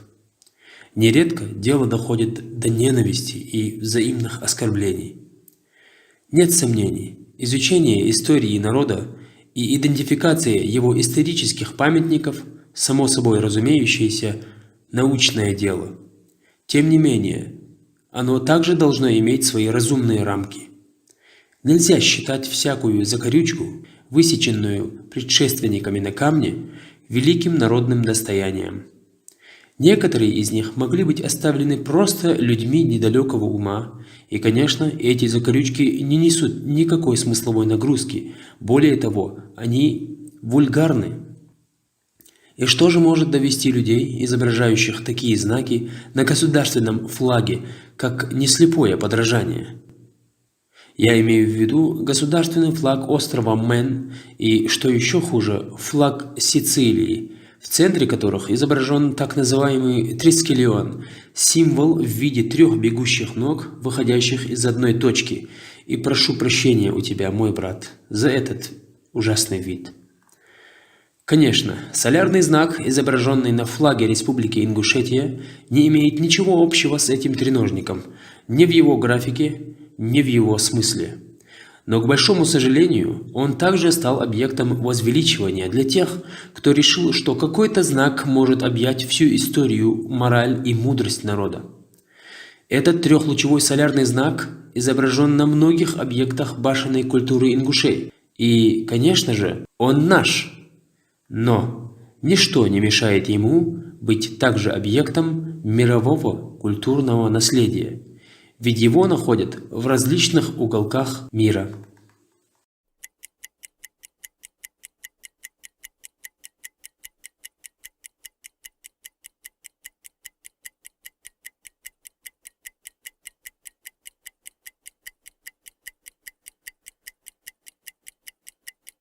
Заслуга же ингушей в том, что они сохранили этот знак мировой культуры в своей каменной летописи, вложили в него вселенский смысл бесконечного движения и, самое главное, первыми изобразили его на государственном флаге. Однако ни этот знак, ни какой-нибудь другой не достойны стать причиной спора и раздоров между верующими. Посланник Аллаха, да благословит его Аллах и приветствует, совершая обход вокруг Каабы, говорил: «Как прекрасна ты, и как прекрасен твой запах! О, как величественна ты, и как велика твоя святость! Клянусь тем, в чьей руке душа Мухаммада, что святость верующего более велика перед Аллахом, чем святость твоя. Неприкосновенны и священны его имущество и кровь, и мы должны думать о нем лишь хорошее». Обрати внимание на то, как пророк, да благословит его Аллах и приветствует, многократно возвысил святость верующего над святостью самого древнего дома Аллаха на земле – Каабы. И если у тебя возникнет спор, то проявляй благородство, придерживайся благонравия и будь беспристрастным. Ведь несравненно важнее сохранение духовного наследия ингушей, национального кодекса и формулы этики – эздел. Говорят, что это слово состоит из 2 частей, каждая из которых, соответственно, означает «взвешивать» и «делать». Эта формула побуждает нас, во-первых, действовать, а не сидеть без дела, а во-вторых, требует взвешивать на атомных весах это самое действие. Однако кто из нас сегодня следует этому правилу? К сожалению, нравственные традиции в последнее время все больше становятся музейной ценностью.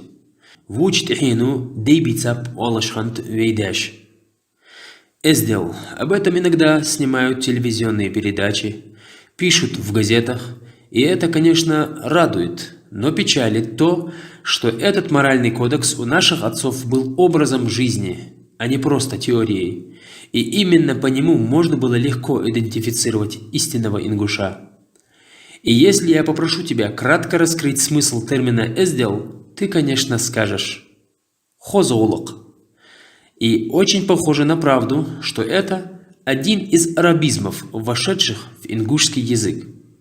Посмотри. Хозоулок, хюснуль хулук. Созвучно, не правда? Вторая арабская фраза буквально означает «благой нрав». Но раз так, то мне остается только обрадовать каждого, в ком есть эздел. Ведь количество хадисов о достоинстве благого нрава трудно счесть. И я приведу здесь некоторые из них. Самая полноценная вера у тех верующих, у кого самые благие нравы. И те, с кем легко находиться рядом. Те, которых любят и которые любят людей. И нет добра в том человеке, который не любит людей и которого не любят люди. Самые полноценные верующие в своей вере – это те, у кого самые лучшие нравы. И хвала Аллаху, у нас прекрасные обычаи, закрепляющие эти благие нравы. А ведь достоинство таких обычаев настолько велико, что с ними считаются богословы при выведении религиозных постановлений. Имам Ан-Навави сказал: следует опираться на традиции в тех вопросах, относительно которых нет шариатской конкретизации. Имам Аль-Касани говорил: то, на что нет прямого указания в шариате, возвращается к обычаю и традиции, так как обычай является доводом. Но необходимо помнить, что мерилом всякого обычая для верующих всегда будет книга Всевышнего Аллаха и сунна его посланника, да благословит его Аллах и приветствует. Поэтому ученые единогласны в том, что любой обычай, которому противостоит текст Корана и Сунны, не принимается в расчет. Однако, если сердце окутано мраком невежества, глаза покрыты пеленой грехов, а слух твой застлан самомнением, то мне не остается ничего, кроме как передать тебе слова посланника Аллаха, мир ему и благословение Аллаха, который сказал: «Дошло до людей из слов первого пророчества. Если ты не чувствуешь стыда, то делай, что хочешь». Бисмиллахир-рахманир-рахим. После легендарного соглашения между верующими и многобожниками о ненападении, посланник Аллаха, да благословит его Аллах и приветствует, начал отправлять свои послания с призывом к единобожию целому ряду царей и правителей.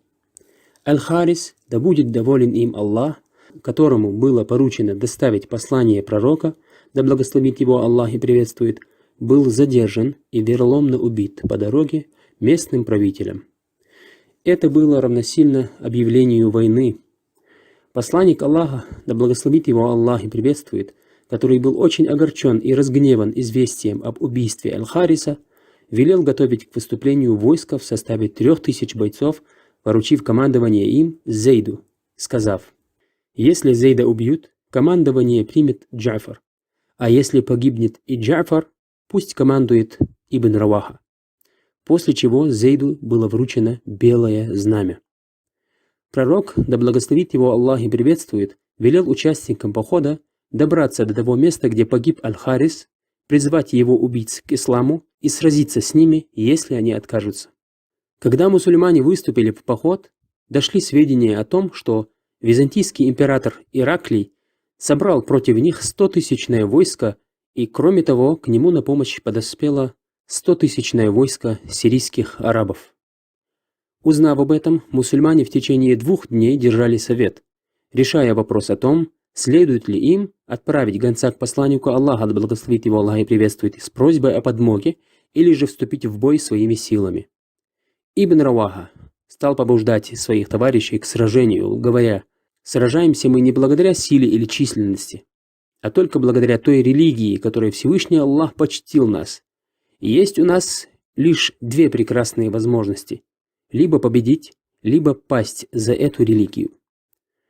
Выслушав его, люди сказали: «Клянемся Аллахом, Ибн Раваха говорит правду».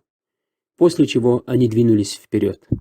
Через некоторое время началась жестокая и страшная битва, подобных которой в истории человечества было крайне мало.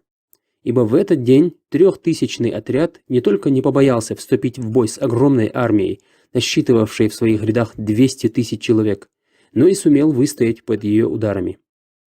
Полчища вооруженных до зубов людей нападали на мусульман в течение целого дня, потеряв многих своих лучших бойцов, но так и не смогли нанести мусульманам поражение. Лучшие из сподвижников пали в этом бою мучениками. Зейд держал в руках знамя мусульман и долго сражался, пока не погиб на пути своего Господа. Заид воспитывался и рос в доме пророка, да благословит его Аллах и приветствует, и был его любимцем. Он единственный сподвижник, имя которого упомянуто в Коране. После гибели Заида знамя принял Джафар, бросившийся верхом на своем коне в самую гущу боя. В ходе сражения ему отрубили обе руки, но он продолжал прижимать знамя к своей груди обрубками рук, пока не погиб, получив более 90 ранений. Джафар – двоюродный брат пророка, саллаллаху алейхи вассалям, о котором он позже сказал: «Поистине Аллах даровал Джафару 2 крыла, обогренных кровью, с которыми он летает в раю вместе с ангелами». Джафар возглавлял первых переселенцев в Эфиопию, а его мудрая речь стала причиной принятия ислама правителем Эфиопии. После гибели Джафара знамя подхватил Ибн Раваха, да будет доволен им Аллах, который через некоторое время также пал на поле брани. О нем пророк, да благословит его Аллах и приветствует, говорил: «Поистине брат ваш не говорит непристойного». Ибн Раваха сочинял стихи о пророке, да благословит его Аллах и приветствует, и именно он в этой битве воодушевил верующих выбрать победу или рай. Передают со слов Анаса, что в свое время пророк, да благословит его Аллах и приветствует, сообщил людям о смерти Зейда, Джафара и Ибн Равахи еще до того, как известия о них были доставлены гонцами. И сказал: Зейд взял знамя и был сражен. Потом взял его Джафар и был сражен. А потом взял его Ибн Раваха и был сражен. И глаза его, да благословит его Аллах и приветствует, были полны слез. А затем взял его меч из числа мечей Аллаха, и Аллах даровал им победу. Действительно, после этого знамя мусульман попало в руки Халида, который был назван мечом Аллаха, и он ринулся в бой, который был столь жарким, что в руках его сломалось целых 9 мечей. К исходу дня противники вернулись на исходные позиции, а на следующий день Халид перегруппировал свои силы, поменяв местами авангард с арьергардом, а правый фланг с левым. В результате этой перегруппировки противники решили, что к мусульманам подоспело подкрепление, что внушило им страх. После ряда непродолжительных столкновений Халид начал отводить своих воинов. Противник же не решился на преследование, опасаясь ловушки. Мусульмане в течение 7 дней сдерживали натиск врага, после чего войска были разведены окончательно. И сражение на этом закончилось, поскольку византийцы были уверены в том, что к мусульманам постоянно прибывают свежие силы, и что те стараются заманить их в пустыню, откуда они уже не вернутся. Благодаря этому мусульманам и удалось в конце концов склонить чашу весов на свою сторону. Согласно названию этой главы, отметим, что пророк, да благословит его Аллах и приветствует, считался с исторически сложившейся стратегией ведения войны. Действительно, высоко поднятое знамя поддерживает дух и отвагу воинов, а падение знамени приводит к печали и ослаблению. И дело здесь совсем не в знамени, которое представляет из себя всего лишь лоскуток ткани, а в идеалах, которые этим знаменем поддерживаются. В нашем примере эту миссию выполняла формула веры: никто не достоин поклонения, кроме Всевышнего Творца. Люди вольны идентифицировать себя так, как им заблагорассудится, раскрашивая свои знамена и флаги в цвета, которые им нравятся. Однако всякая идея, лозунг или девиз, конечная цель которых отлична от упомянутой, обречена на унижение и погибель. Вдумайся в слова пророка, да благословит его Аллах и приветствует. Кто сражался под неясным знаменем и гневался за свое племя, или призывал к национализму, или помощи своему племени, и был убит, тот был убит убийством времен джахилии. Продолжая мысль предыдущей главы, заметим, что флаг республики наряду с другими национальными атрибутами также может стать причиной проявления национализма. В любой момент такое знамя может сопровождаться лозунгами, разделяющими мусульманскую общину. В этой главе мы поговорим об этой эпидемии всех времен и народов. Нас интересует здесь национализм как слово, объединяющее людей, неуместно апеллирующих к своему происхождению с целью превознестись над кем-либо в чем-либо. Сказал посланник Аллаха, да благословит его Аллах и приветствует: кто сражался под неясным знаменем и гневался за свое племя, или призывал к национализму, или помощи своему племени и был убит, тот был убит убийством времен джахилии. Разъясняя термин «неясное знамя», имам Ан-Науви писал: Речь идет о неясном знамени, чья цель непонятна, как говорил имам Ахмад и большинство ученых. Имам Ат-Тиби писал: речь идет о цели людей, которые собрались вокруг какого-то деяния, относительно которого неясно, это истина или ложь, а затем призывают людей сражаться за это. Имам Исхак ибн Рахавейх сказал: речь идет о сражении по причине национализма. Ярким примером является случай, произошедший во времена пророка, да благословит его Аллах и приветствует. Однажды поругались двое юношей из числа ансаров и мухаджиров. Первый из них начал звать: «О ансары, на помощь!» А второй воззвал: «О мухаджиры, на помощь!» Услышав это, пророк, да благословит его Аллах и приветствует, сказал: «Что это за призывы времен джахилии? Оставьте эти призывы, поистине они зловонны». Сообщается, что Умар ибн аль-Хаттаб в свое время написал эмирам войск: «Если люди начнут призывать друг друга своими племенами, то бейте их мечом, пока они не начнут говорить «О мусульмане! О мусульмане!». Также сообщается, что когда один человек в Басре стал призывать к национализму, говоря «О племя Амира!», это дошло до Абу Мусы, и он наказал его 50 ударами за джахилийский призыв. Другой пример – кичливость человека своим происхождением и, как следствие, неуважение к происхождению других. Пророк, да благословит его Аллах и приветствует, сообщил, что члены этой уммы не откажутся от 4 дел времен невежества, и среди них гордость своим происхождением и порочение происхождения других. Также пророк, да благословит его Аллах и приветствует, сказал: «Людям непременно следует прекратить кичиться своими предками, либо они станут более презренными перед Аллахом, чем навозный жук, который окунается в испражнение своим носом». Наконец, еще один путь, ведущий к национализму, это всевозможные старания отдельных людей во что бы то ни стало доказать древность своих истоков или свою избранность. В своем стремлении стать богоизбранными людьми им следовало бы сторониться ошибок тех, кто уже были избраны. Сказал Всевышний Аллах: «Я бани Исраил, اذكروا نعمتي التي أنعمت عليكم وأني فضلتكم على العالمين». Сыны Исраила – это потомки 12 сыновей пророка Якуба, сына пророка Исхака, сына пророка Ибрахима, алейхиссалату вассалям. Сыны Исраила – это евреи. Всевышний Аллах возвысил их, сделав их потомками пророков, однако.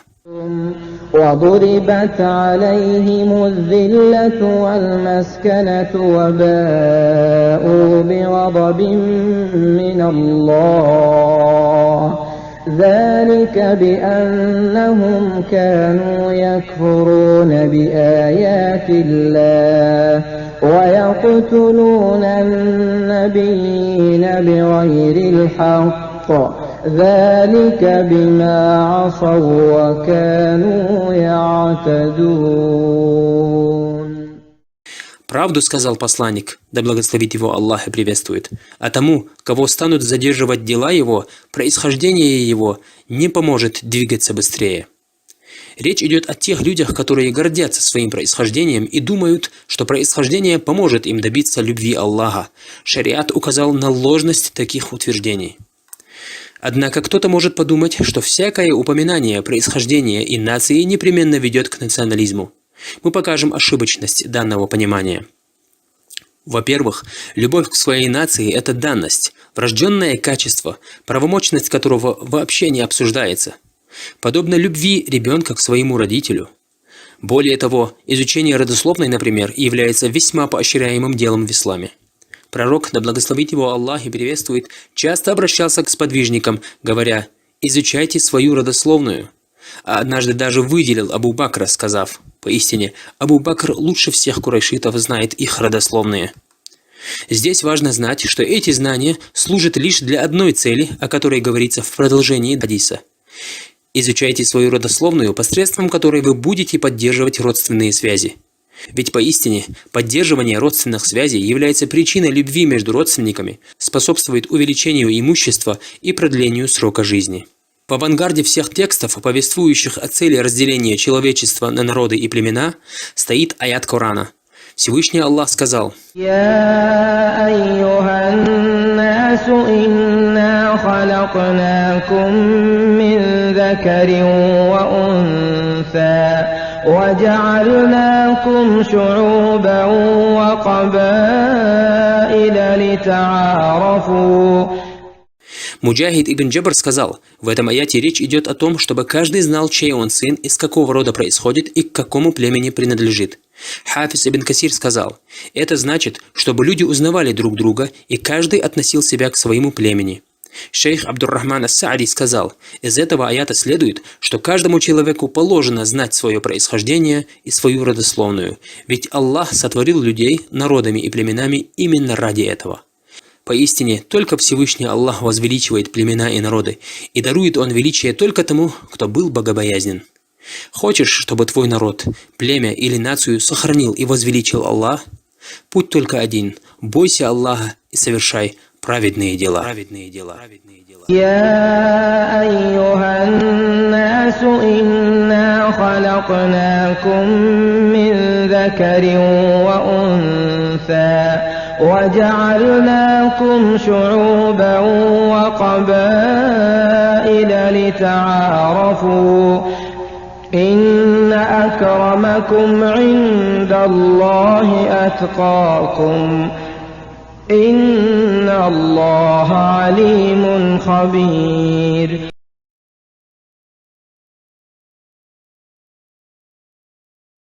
Бисмиллахи р-Рахмани р-Рахим. Маршал Дышаг мягкой. Изучение флажной терминологии не входит в задачи данной книги. Тем не менее, я счел полезным проиллюстрировать на рисунке несколько наиболее интересных приспособлений с их названиями. Попробуй догадаться, какую функцию выполняет каждая деталь. А для того, чтобы эта глава стала еще веселее, я рекомендую тебе подразнить знакомых вопросом: знают ли они значение следующих терминов: орифлама, фанион, швенкель, клотик, бурелет, люверс, вексиллум, клевант, гвидон, фал, баньера, крыж, клейнот. Мало того, что это слова русского языка, они еще и являются терминами одной области науки – вексиллологии, изучающие знамена, флаги, штандарты, вымпелы и прочие предметы подобного рода. Этот ряд можно продолжать: имага, аквила, семафор, туг, гюйс, хоругвь, бэдж, фен, шеврон, шкатарина и так далее. И невольно на ум приходят мысли: откуда взялись эти термины? Раз. Почему в нашем родном ингушском языке нет эквивалентной терминологии? 2. Ответ на первый вопрос: может быть, некоторые из этих терминов и вошли в обиход спонтанно, без учета законов словообразования русского языка, но все-таки в целом отраслевую терминологию разрабатывает специально подготовленная группа людей, состоящих не только из знатоков филологии, которые думают по-русски, но главным образом из специалистов соответствующей области знаний, которые рассуждают в соответствии с законами своей науки. Отсюда ответ и на второй вопрос. Задача создания ингушской отраслевой терминологии эквивалентна задаче создания группы разработчиков этой терминологии. В этой связи хочется указать на одну, как мне видится, проблемную тенденцию. При создании новых терминов некоторые специалисты переводят смысл термина на ингушский язык. Это порождает проблемы. Мы вводим в родной язык новые слова, не зная заранее, насколько они будут актуальны в будущем. Также мы разучиваемся думать по-ингушски. Ведь не обязательно переводить дословно, а просто сказать то же самое, рассуждая в уме по-родному. Можно также вводить термины, успевшие стать интернациональными. Например, многие из вышеупомянутых терминов, возможно даже все, заимствованы из других языков. Может, именно в этом величие русского языка, что он перенимает все полезное от других языков и всегда остается актуальным? Подумай сам, ведь даже термин «бейрак» является в некоторой степени интернациональным. На азербайджанском, узбекском, карачаево-болгарском и турецком языках флаг именуется именно так. Думаю, величие языка не в количестве слов, а в их насыщенности.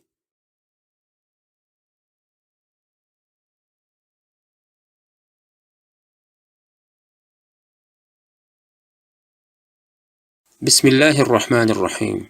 Что может быть незаметнее муравья, ползущего по скользкому камню во мраке ночи? Существует ли грех, сводящий на нет религию человека и делающий тщетными все его добрые дела? Какая из болезней сердца является наиболее губительной для человека? Это смертельная болезнь и величайший грех, незаметно проникающий в сердце и разум, есть многобожие. Именно предостережение от многобожия было целью призыва всех пророков и посланников, первых и последних. Сказал Всевышний Аллах: وَلَقَدْ بَعَثْنَا فِي كُلِّ أُمَّةٍ رَّسُولًا أَنِ اعْبُدُوا اللَّهَ وَاجْتَنِبُوا الطَّاغُوتَ. Пророк, да благословит его Аллах и приветствует, предостерегал своих сподвижников, лучших людей этой уммы, от различных путей, ведущих к многобожию, говоря: «Многобожие, скрывающееся в вас, незаметнее ползущего муравья». Также он, да благословит его Аллах и приветствует, говорил: «Судный час не наступит до тех пор, пока женщины из племени Даус не станут кружиться вокруг идола Зулхаляса». И в другой раз сказал: «Пройдут дни и ночи, и начнут поклоняться Алляту и Аль-Уззе». И еще говорил: «И не наступит час до тех пор, пока часть моей общины не присоединится к многобожникам, и пока не начнет часть ее поклоняться идолам». Боялся многобожия даже праотец пророков Ибрахим, алейхиссалям, который говорил: وَإِذْ قَالَ إِبْرَاهِيمُ رَبِّ اجْعَلْ هَٰذَا الْبَلَدَ آمِنًا وَاجْنُبْنِي وَبَنِيَّ أَن نَّعْبُدَ الْأَصْنَامَ. Так кто же из нас может чувствовать себя в полной безопасности после пророков и праведников? О Аллах! Поистине, я прибегаю к Твоей защите от того, чтобы поклоняться кому-нибудь еще, кроме Тебя, сознательно, и прошу у Тебя прощения за то, что я совершил, не зная. После того, как ингуши обратились в ислам, стало обязательным для них отречение от всего, чему они поклонялись наряду с Аллахом. И если были опрокинуты многие идолы души, то остались стоять другие. Сказал Всевышний Аллах: وَمَا يُؤْمِنُ أَكْثَرُهُم بِاللَّهِ إِلَّا وَهُم مُّشْرِكُونَ. И до сих пор можно видеть, как некоторые из нас по своему невежеству используют различные обереги от сглаза и талисманы от несчастья, к числу которых можно отнести подковы на дверях и бусинки в магазинах, красные нитки на руке и тряпочки на боковом стекле. Перечисление подобных явлений заняло бы множество страниц. Разве не говорил посланник Аллаха, да благословит его Аллах и приветствует: «Кто повесил на себя амулет, тот впал в многобожие». И если поступки эти являются проявлением малого многобожия, то еще более поражает женщина, просившая благополучия и счастья у Луны, и другая, просившая избавления от бед и несчастий у Хиннан, и третья, просившая помощи и поддержки у властелина железа, пророка Дауда, алейхиссалату вассалям. Свят Аллах! Какая разница, кто бы ни просил кого-то, помимо Аллаха, о том, на что способен только Аллах, совершает великое многобожие, выводящее из ислама. Сказал Всевышний Аллах: إِنَّ اللَّهَ لَا يَغْفِرُ أَن يُشْرَكَ بِهِ وَيَغْفِرُ مَا دُونَ ذَلِكَ لِمَن يَشَاءُ وَمَن يُشْرِكْ بِاللَّهِ فَقَدِ افْتَرَىٰ إِثْمًا عَظِيمًا. Как известно, свидетельство единобожия «нет божества достойного поклонения, кроме Аллаха» состоит из двух частей: отрицание «нет божества» и утверждение «кроме Аллаха». Причем отрицание стоит раньше утверждения. Первая часть требует отречения от всего, чему поклоняются наряду с Аллахом, а вторая – утверждение единственности Аллаха в праве поклонения. Нет смысла в утверждении, если ему не предшествует отрицание, и нет пользы в отрицании, после которого нет утверждения. Всевышний Аллах сказал: قد كانت لكم أسوة حسنة في إبراهيم والذين معه إذ قالوا لقومهم إنا براء منكم ومما تعبدون من دون الله. Поэтому нам надлежит очень осторожно относиться к национальным историческим памятникам, если твердо установлено их языческое прошлое. и ко всяким святым местам, в которых совершалось поклонение кому-то помимо Аллаха, а также различным символам язычества, если таковые имеются. В этой связи интересен статус солярного знака. Является ли этот знак языческим символом, как говорят некоторые, или относится к декоративному искусству ингушей, имея при этом научное содержание? Известно шариатское правило. Основа в мирских делах – дозволенность. Это означает, что любые знаки являются просто рисунками и дозволены, пока не выявятся причины, по которым они становятся запретными. Рассмотрим несколько примеров. Вертикальный столб с поперечной перекладиной, или, проще говоря, крест, некогда являвшийся инструментом казни, по истечении веков стал символом распятия Иисуса, алейхиссалям, что, конечно, отвергается Кораном. И что еще хуже, этот знак стал символом поклонения кому-то, помимо Аллаха. Поэтому мусульмане не пользуются крестом и избегают его во всех случаях, где он имеет религиозную подоплеку. Если же такой подоплеки нет, то этот знак ничего не означает и является простым перекрестием двух черточек, как, например, знак сложения. Плюс. Другой пример. Так называемый исламский полумесяц. В качестве атрибута ислама этот символ начали использовать несколько веков назад в османском халифате. Полумесяц на куполе мечети не несет никакой сакральной интерпретации и является просто знаком, отличающим мечеть от церкви. Существуют различные версии его принятия, но ни одна из них не имеет языческих корней. Однако говорить, что это исламский символ – религиозное новшество. Поэтому, отвечая на вопрос, какой символ есть у ислама, например, в христианстве символом является крест, есть ли у ислама определенный символ, шейх Мухаммад Салих аль-Мунаджид ответил: относительно символа или эмблемы можно сказать, что мусульмане поклоняются Аллаху и отвергают любых идолов. Мы убеждены в том, что христиане сделали крест символом их Господа или Сына Господа, как они заявляют, и они ищут защиту и благословение у креста. Мусульмане же просят благословения и защиту лишь у Аллаха, и поэтому у мусульман нет символа такого, как крест у христиан. Некоторые мусульмане избрали полумесяц как символ в противопоставлении его кресту, но это неправильно, и это является нововведением в исламе. Обрати внимание на то, что ученый назвал это нововведением, а не ширком. То есть, во-первых, этот знак был взят не из языческой практики, во-вторых, свидетельства того, что полумесяц использовался в качестве языческого символа, имеются, но они настолько стары, скудны и немногочисленны, что могут быть сфабрикованы. А для того, чтобы дозволенное стало запретным, необходимы недвусмысленные доказательства, ясные как солнце. Третий пример. Сердечки. Спросили шейха Мухаммада Базмуля, каково постановление относительно рисования и использования символа сердца в общем. Он ответил: как мне видится, это относится к взаимоотношениям, а основа в них – это дозволенность. Что касается запрета этого по причине уподобления нечестивцам, то оно неясное, так как в этом не проявляется особенное качество, которым выделяются только нечестивцы. Мусульманину же следует использовать этот символ в границах, не выходящих за рамки порядочности. Опять, ни слова об истории знака, хотя и существует несколько различных богопротивных версий происхождения этого знака, которые не стоит даже здесь приводить ввиду их мерзости. Но эти так называемые версии не повлияли на попадание знака сердца в список дозволенных. Ну и вернемся к нашему солярному знаку. При внимательном рассмотрении выясняется следующее. Во-первых, этот символ уходит своими корнями вглубь тысячелетий, что делает невозможным вывод о его языческих корнях. Во-вторых, солярный знак и сам флаг Республики Ингушетия не является религиозной атрибутикой, а относится к предметам, упорядочивающим нашу мирскую жизнь. Даже флаг пророка, да благословит его Аллах и приветствует, пригождался только на войне и использовался только в стратегических целях. В-третьих, в описании солярного знака на флаге Ингушетии нет ни единого намека на какое-нибудь языческое прошлое. Наоборот, здесь четко прописан именно принцип научности.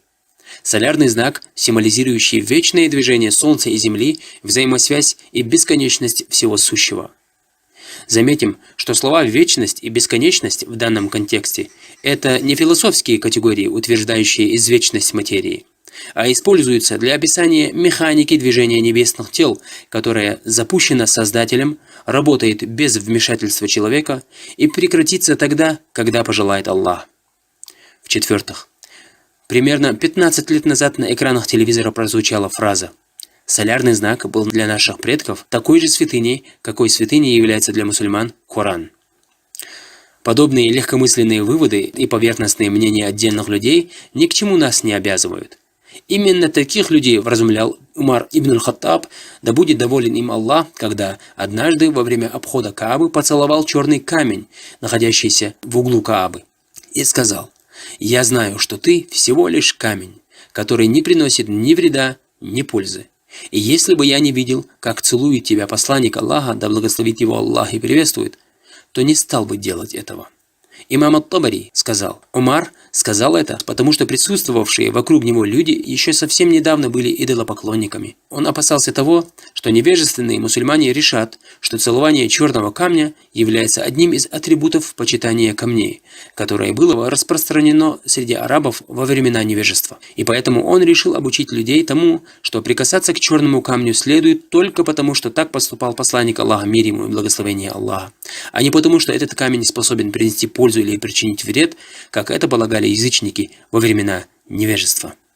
В-пятых, тезис о том, что ингуши поклонялись солнцу и чтили этот знак как символ своего божества, строго говоря, содержит в себе изъян, поскольку обычаи и обряды солнцепоклонников хорошо известны, а сочинения народного фольклора никак не могут служить для этого достаточным основанием. Нужно сказать, мы не в первый раз обманываемся подобными неумозаключениями. Даже история перехода ингушей от язычества к исламу представлена весьма смыто. До сих пор эту картину подавляющему большинству ингушей представляли так. Наши отцы, не желавшие принимать религию единобожия, неоднократно давали отпор имаму Шамилю, да помилует его Аллах, который якобы пытался насильно обратить их в ислам. И вот в середине 19 века Кунта Хаджи Кишиев, да помилует его Аллах, помолился Богу о наставлении ингушей на путь ислама и, взяв в руки посох и четки, направился к ингушскому народу, пребывавшему в язычестве. Так представлена история массового и чуть ли не одномоментного принятия ислама ингушами от устаза Кунта Хаджи Кишиева. Да помилует Всевышний Аллах каждого, кто способствовал призыву ингушей к истине.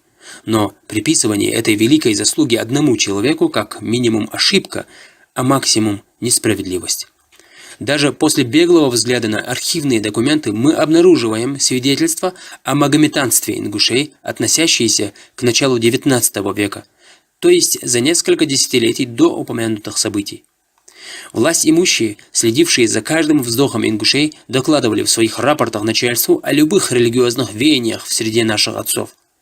Здесь отражены просьбы наших отцов не обращать их насильственно в христианство, просьбы позволить им вернуться вновь в магометанство после насильственного крещения, просьбы пригласить для них проповедников и мул для более подробного постижения истинной религии и многое другое. Эти документы относятся к началу XIX века, а сами эти события носили характер массовости и имели место быть за десятки лет до так называемого массового обращения ингушей в ислам, приписываемого к середине XIX века. В-шестых, наличие в нашей среде элементов многобожия, которые мы упомянули, как красные тряпочки, нитки и прочее, говорит о том, что эти дела имели место быть в среде предшественников. Иными словами, то, что сейчас считается талисманом, считалось талисманом и раньше. И отсутствие в нашей среде каких-либо примеров использования солярного знака в качестве талисмана говорит о том, что это не считалось талисманом и у наших предков. Этот факт настолько очевиден, что всякий, кто будет носить этот знак в качестве талисмана, будет высмеян носителями талисманов. Таким образом, поверхностные выводы о верованиях и религиозной атрибутике ингушей весьма сомнительны. Солярный знак символизирует научное прошлое ингушей, являясь всего лишь одним из многочисленных декоративных рисунков и петроглифов, оставленных нашими предками на камнях и бытовых изделиях. Резюмируя все сказанное, я попробую сформулировать наиболее простое и современное объяснение смыслового содержания солярного знака. Сейчас стало модным каждой фирме, компании или сообществу иметь свой логотип. Так вот, логотипы умели рисовать не только мы, но и наши древние предшественники. И солярный знак – это логотип Вселенной в ее бесконечном и взаимосвязанном движении. Ассаляму алейкум Маршал душак мягкой. А что, если наши предложения по реконструкции флага не будут приняты? Может быть, еще не настало подходящее время? И если этого не произойдет, то кто же будет виноват? Я со своим некачественным продуктом? Народ, уставший от реформ? Или власть, которую лучше не тревожить? Ну, во-первых, не все, что мы считаем правильным, является таковым. Во-вторых, не всякую истину необходимо сиюминутно насаждать, так как есть вопросы высокой степени важности и второстепенной. И подобные ситуации напоминают мне историю Каабы, первого дома Аллаха на земле. Впервые Кааба была построена сыном пророка Адама, алейхиссалям, по имени Шис, алейхиссалям. Затем, через много веков после всемирного потопа и ко времени пророчества Ибрахима, алейхиссалям, в Мекке уже была пустыня. И, как известно, Ибрахим, алейхиссалям, со своим сыном Исмаилем, алейхиссалям, возвели Каабу заново. Примерно за 5 лет до начала пророчества Мухаммада, саллаллаху алейхи вассалям, наводнение в Мекке сильно повредило Каабу, и курайшиты решили ее реконструировать. Однако они договорились, что сделают это только на чистые и честные деньги, и не будут использовать средства, заработанные путем ростовщичества, воровства или другими нечестивыми путями. В это время Кааба еще стояла на фундаменте Ибрахима, алейхиссалям. Она имела форму, напоминающую параллелепипед. Пресвят Аллах, мекканская элита настолько погрязла в нечестии, что чистых денег не хватило даже на реконструкцию всей относительно небольшой Каабы. Тогда они сократили фундамент до квадратной формы и возвели стены Каабы. Теперь она имела форму куба. Удивляет ли тебя уважение язычников к Каабе? Дело в том, что язычники тех времен не просто чтили Каабу. Они признавали, что это дом Аллаха, охраняемый им. Они совершали к нему паломничество, признавали Аллаха единственным Творцом всего сущего и совершали многие другие виды поклонений Аллаху и другим божествам. Поэтому Всевышний и направил к ним посланника, саллаллаху алейхи вассалям, возвестившего о том, что поклонение достоин лишь один истинный Бог, Творец небес и земли. Так вот, язычники чтили Каабу, и всякого, кто смог бы покуситься на нее, они подвергли бы наказанию. Но позже мекканские язычники принимают ислам, Кааба очищается от более 300 идолов, стоявших на ее территории. Пророк, да благословит его Аллах и приветствует, совершает единственный и последний хадж, на котором присутствовало более 100 тысяч мусульман. Истина торжествует. И незадолго до смерти пророк, да благословит его Аллах и приветствует, произносит слова, по причине которых я и привел здесь всю эту историю. Сказал посланник Аллаха, саллаллаху алейхи вассалям: «О Аиша, если бы твои соплеменники не были столь близки к джахилии, я обязательно велел бы разрушить Каабу, а потом присоединил бы к ней то, что было от нее отделено, и опустил бы ее дверь до уровня земли, и сделал бы в ней 2 двери, восточную и западную, и перестроил бы ее на основе фундамента, заложенного Ибрахимом». Можешь ли ты себе представить, что могло произойти, если бы пророк, саллаллаху алейхи вассалям, начал разрушать Каабу? Люди, лишь недавно принявшие ислам и вера которых еще не окрепла, сказали бы: что это за пророк, если он разрушает Каабу? И могли бы совершить массовое вероотступничество, восстание и другие дела, которые известны одному лишь Аллаху. Поэтому пророк, саллаллаху алейхи вассалям, не сделал это желательное действие, лишь только рассказав своей жене Аише, как все должно быть. Через много лет после смерти пророка, саллаллаху алейхи вассалям, Абдуллах ибн ас-Зубейр осуществил желание пророка, саллаллаху алейхи вассалям, и сделал все, как сказано в хадисе. Когда же Абдуллаха ибн ас-Зубейра убили, Хаджадж написал Абдул-Малику ибн Марвану письмо, в котором сообщил, что ибн ас-Зубейр возвел новое здание Каабы. В ответном письме Абдул-Малик повелел Хаджаджу вернуть все в прежнее состояние, после чего Хаджадж разрушил то, что построил ибн ас-Зубейр, и вернул зданию прежний вид. Позже, когда до Абдул-Малика ибн Марвана дошли слова пророка, саллаллаху алейхи вассалям, о Каабе, он стал сожалеть о содеянном и сказал: Если бы я услышал эти слова, прежде чем разрушить Каабу, то непременно оставил бы ее в том виде, какой придал ей Ибн ас-Зубейр. С тех пор прошло много лет.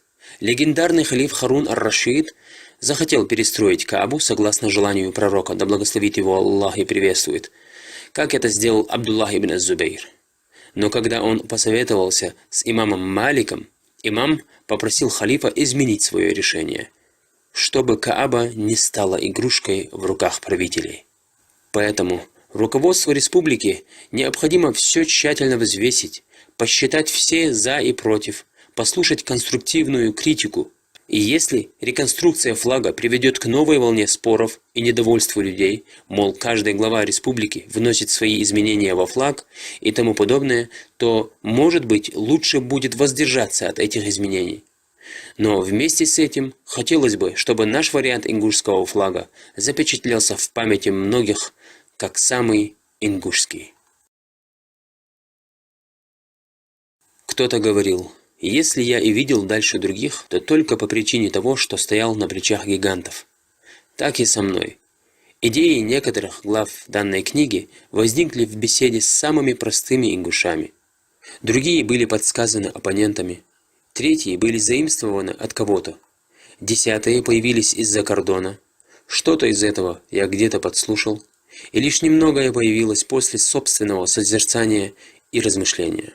Все, что соответствует истине в этой книге, от Всевышнего, а ошибки и заблуждения от меня. И теперь, после того, как мы изложили в этой книге все намеченные вопросы, нам пора закончить эту книгу, вознося хвалу Всевышнему Аллаху. Хвала Аллаху, который достоин только Он один. Благословение Его лучшему творению, Мухаммаду, Его чистому роду и всем Его сподвижникам.